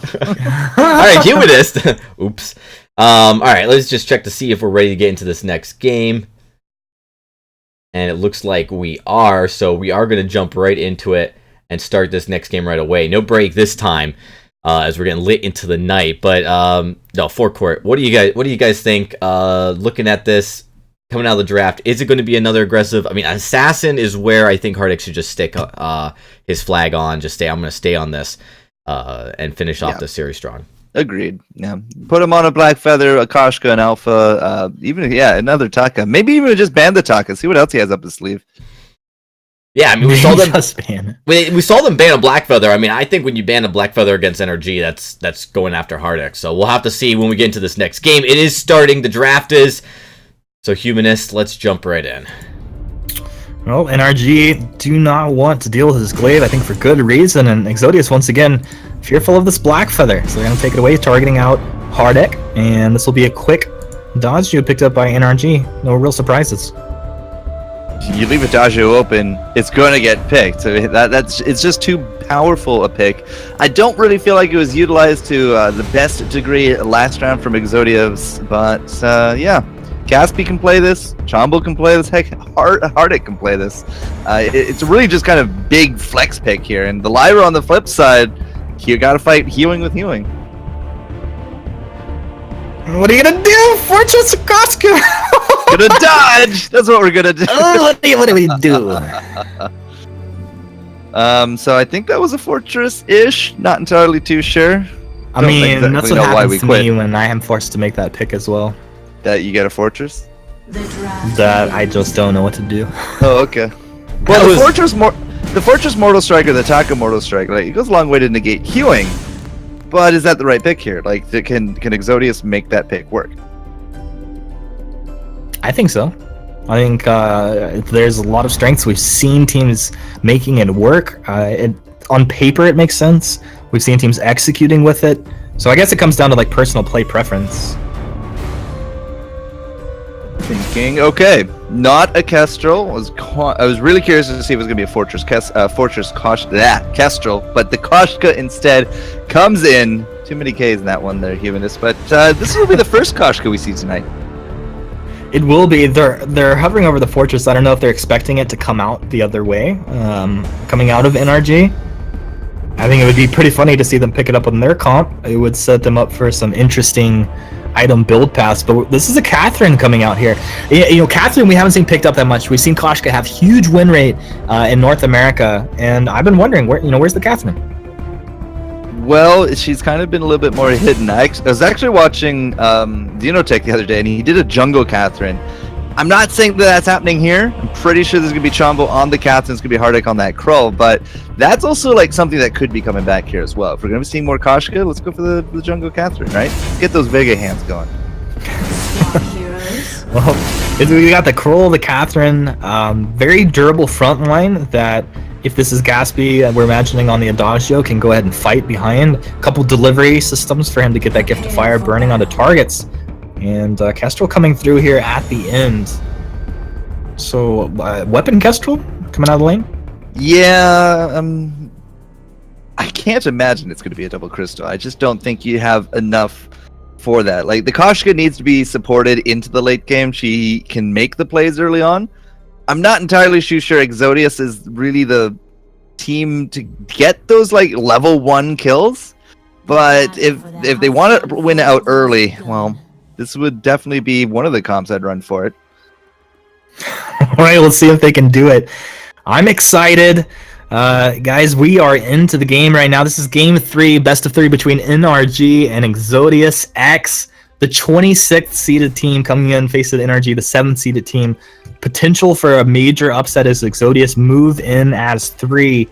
Looking to go ahead and potentially take the mids away from NRG. And I think probably a smart choice for NRG to avoid conflict here. Look where Gaspy's going, but IMJ knows exactly what's up with that. Nobody up in lane. Again, early game is going to have to be where Exodius kind of shines. Because if they can't control Hardic, they can't control Gaspy, game's over. IMJ made his way back. He's going to be rooted up. Oh no, just trolled right there.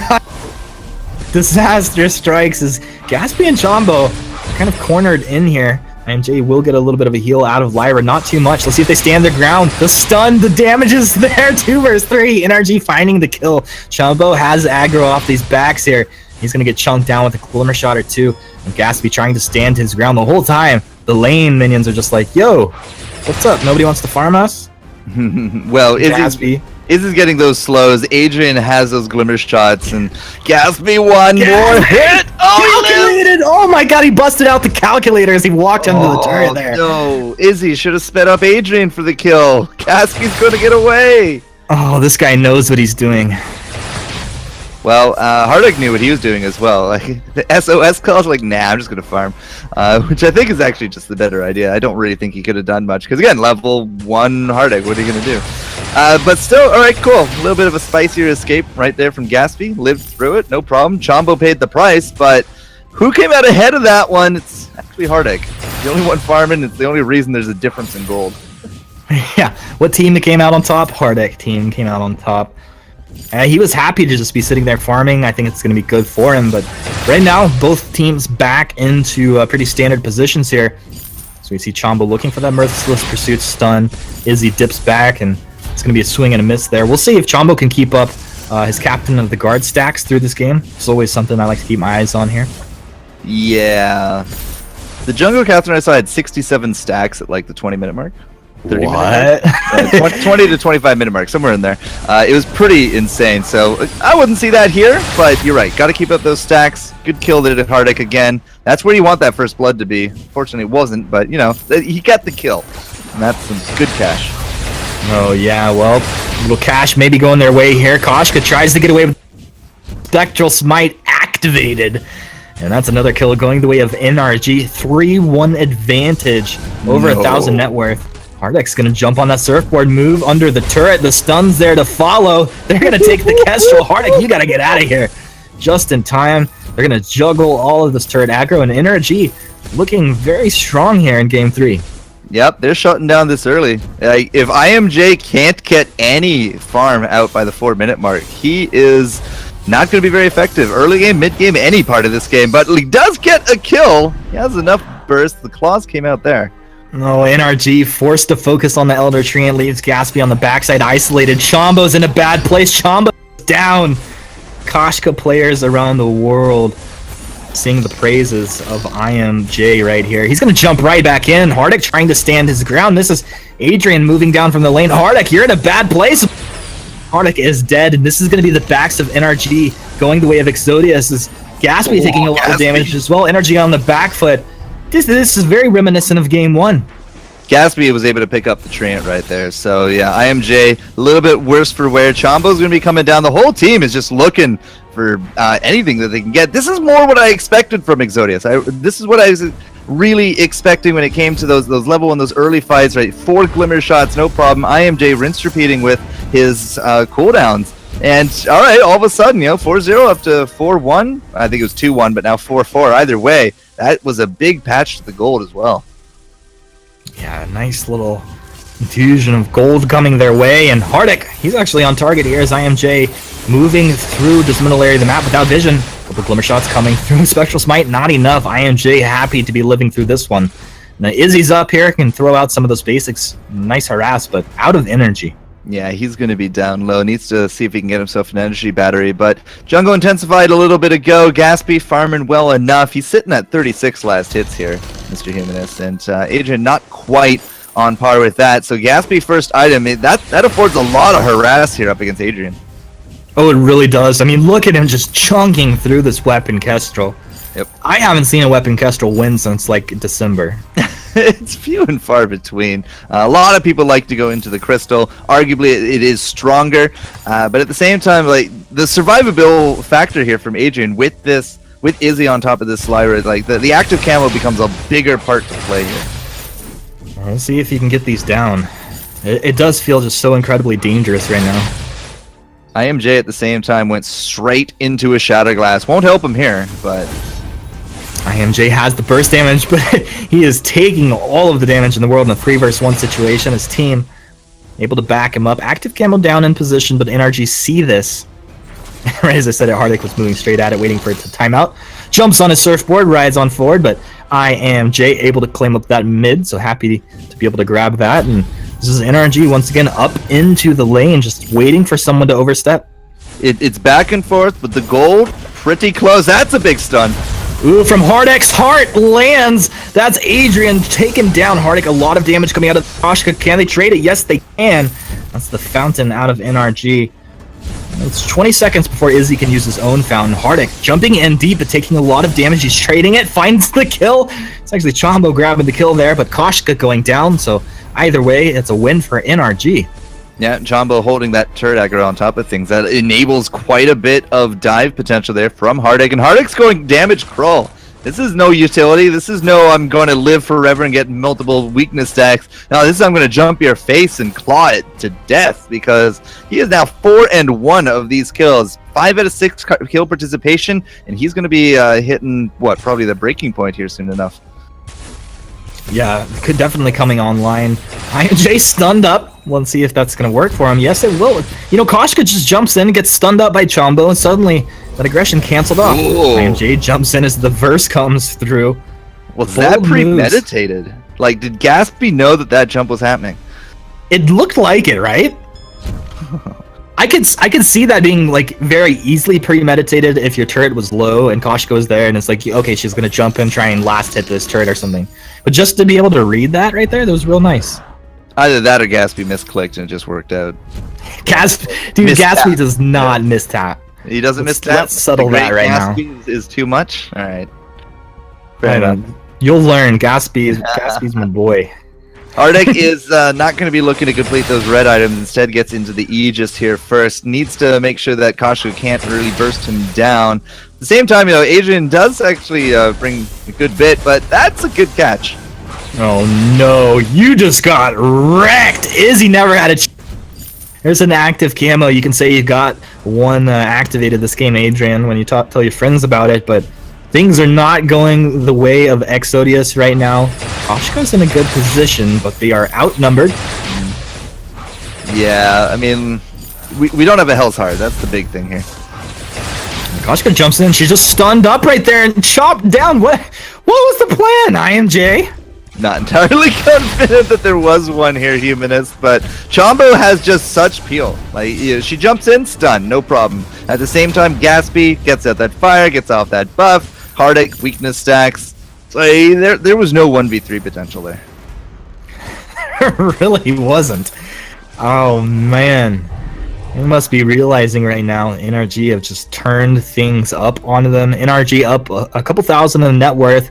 They're 2-1 as far as the kill score. 9 minutes into this game, Exodius are going to have to rethink the way they're taking these fights. IMJ once again ahead of his team, trying to find damage, but it's not enough. He jumps forward for Yummy Cat, and Frizzy dies before he can do anything. Kestrel's going to try and kite backwards, but Hardic is on target. And Chombo once again with the kill steal. Very nicely played there, Chombo. 11 the statistics. Arcane Passage, but for what? As the ace comes through.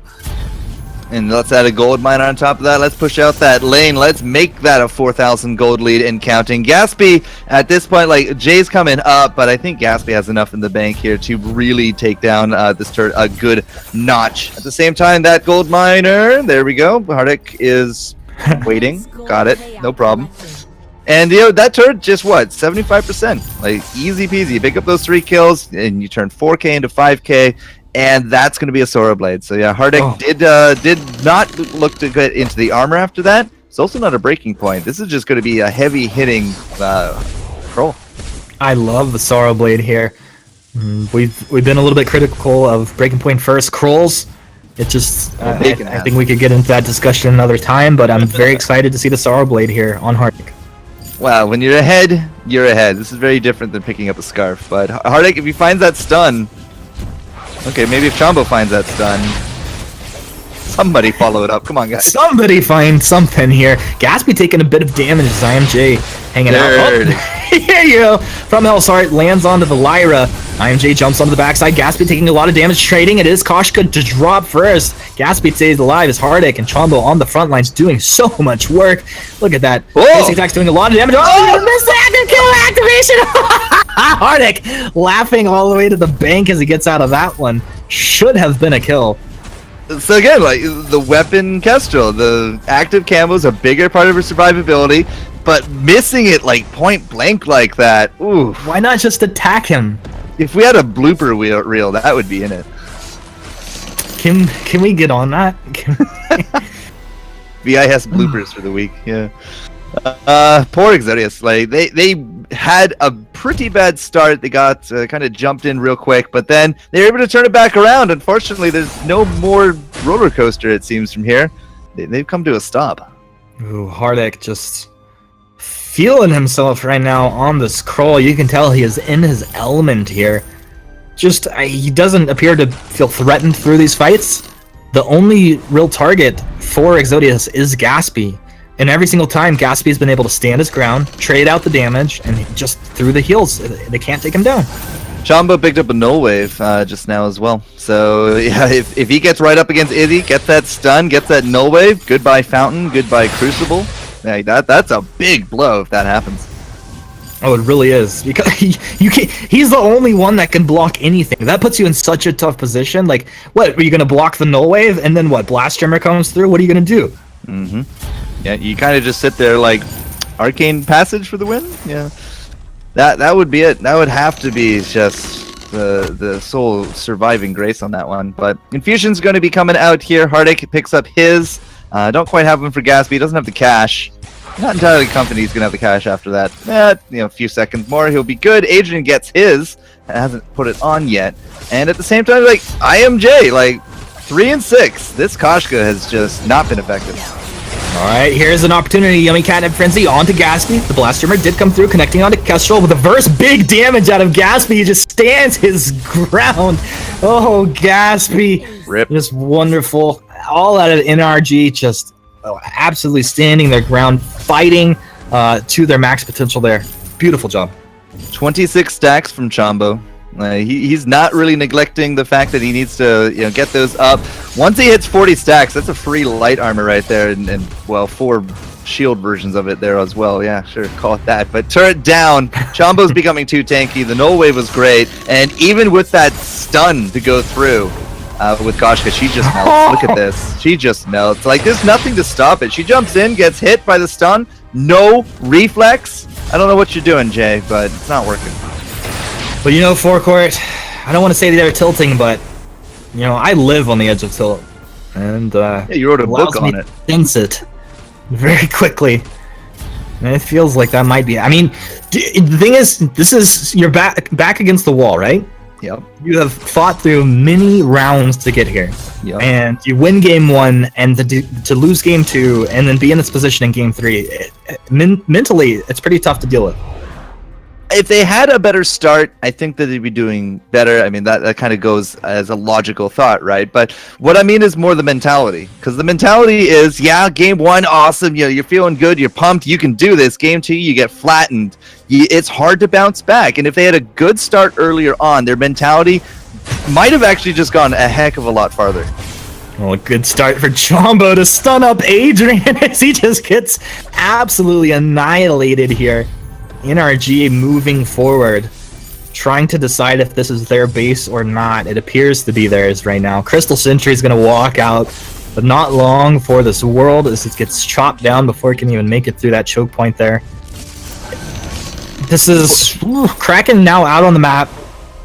I mean, I'm having a hard time theory crafting a way that Exodius win a fight. Yeah, 10,000 gold down, no reflex on Koshka. The Shattered Glass first is not necessarily bad, but I still am a believer of the Aftershock, especially if you're going to be looking for this early game pressure. Weapon Kestrel just kind of fallen out of favor for a lot of statistics here as well, but again, like, it was up to Energy. Energy really did push forward. They got the kills, they took the advantages, and they set the tempo, and they just never let it go. There was one point where we got 4 kills from Exodius. Past that, it's been just the Hardic game. He's 11-1. That is a crazy crawl. I think it's like, if we look back to the early engagements, the early rotations, it was Chombo and Gatsby who 2 versus 3 took on Exodius, and we're like, you know what? We're just going to stand our ground. They did a pretty good job. They traded it out fairly evenly, but the whole time Hardic was farming. Yeah. So he got some levels. 2v3. Yeah, Hardic a little boomerang. Oh, it's not going to land.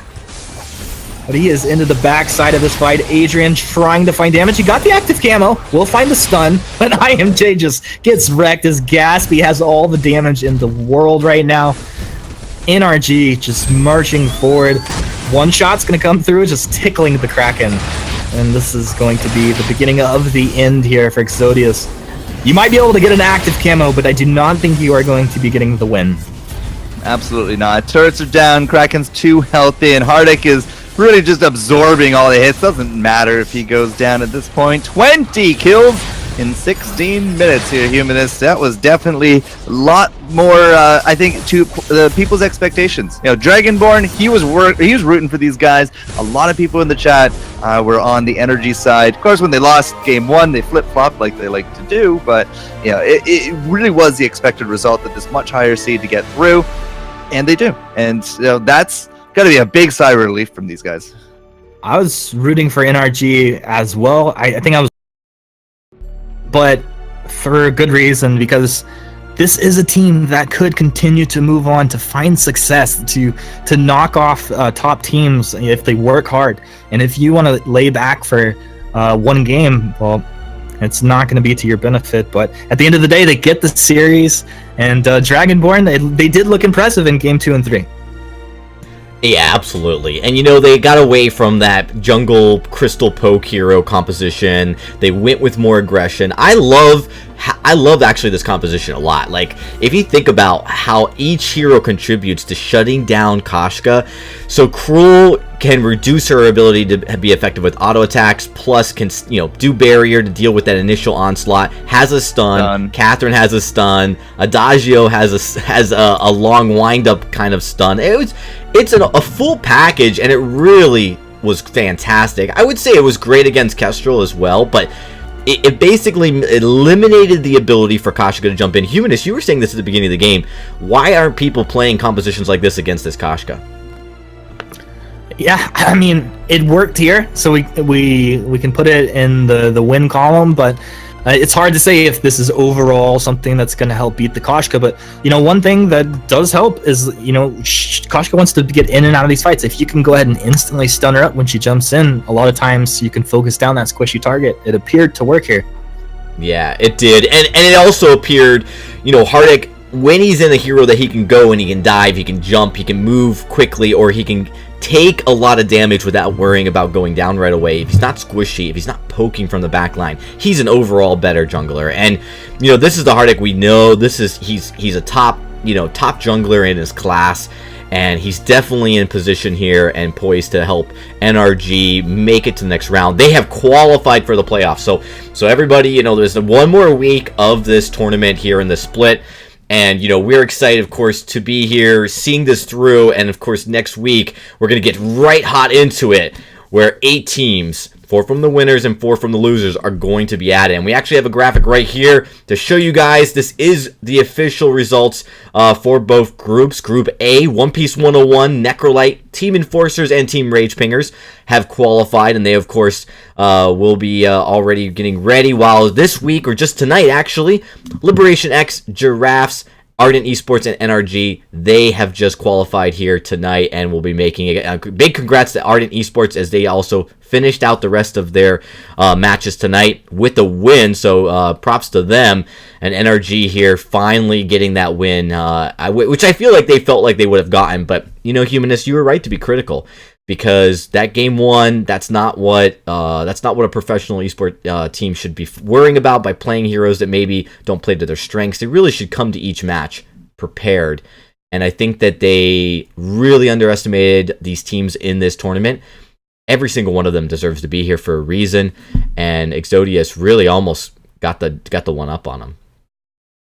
They really did. Yeah. It was nice, though, to see that out of Exodius. And I'm pretty sure, I'm a little tired, but Exodius are eliminated, yeah? Yeah, they are eliminated. So as we leave the elimination round here tonight, we move into the playoffs. Of course, there still are teams that are in elimination round. So Enforcers, Rage Pingers, Ardent Esports, and NRG, a little bit of tongue twister, and it is late here. These 4 teams, they do have a chance to be number 1, but if they lose one more match, they're out of it. Whereas One Piece, Necrolite, Liberation X, they can lose one more game in the next couple of days here and still manage to stay in the tournament, just work their way up through the loser bracket. So they've got the longer road, they've got the harder road, but they still have a path towards success here starting next week. So, yeah, it's going to be a fiery week next week there, boys. Absolutely, guys. All right, so ladies and gentlemen, that is it. That concludes our broadcast tonight. It has been fantastic. This last game was definitely an exciting one, the last series. Of course, we did start off with a bang of Liberation X, just storming through, getting that victory, but it is late here on the East Coast and getting late on the West Coast, and so we're going to call it a night. Hey, Humanist, thanks for stepping in last minute to help with the casting activities. De nada. It is my pleasure. I haven't got to cast North America in a little while, and it was really nice to be back to cast with Forecourt, to be with Dragonborn, and then of course all of our viewers who watched. I hope everybody had a good time, and we'll see you later. All right, thank you Forecourt Jester as well. And with that, guys, we will see you later. Make sure you guys tune in next week, same time, 5 p.m. Pacific. We're going to get started off with the highly contested playoffs here in split number 1. See you guys later. Good night.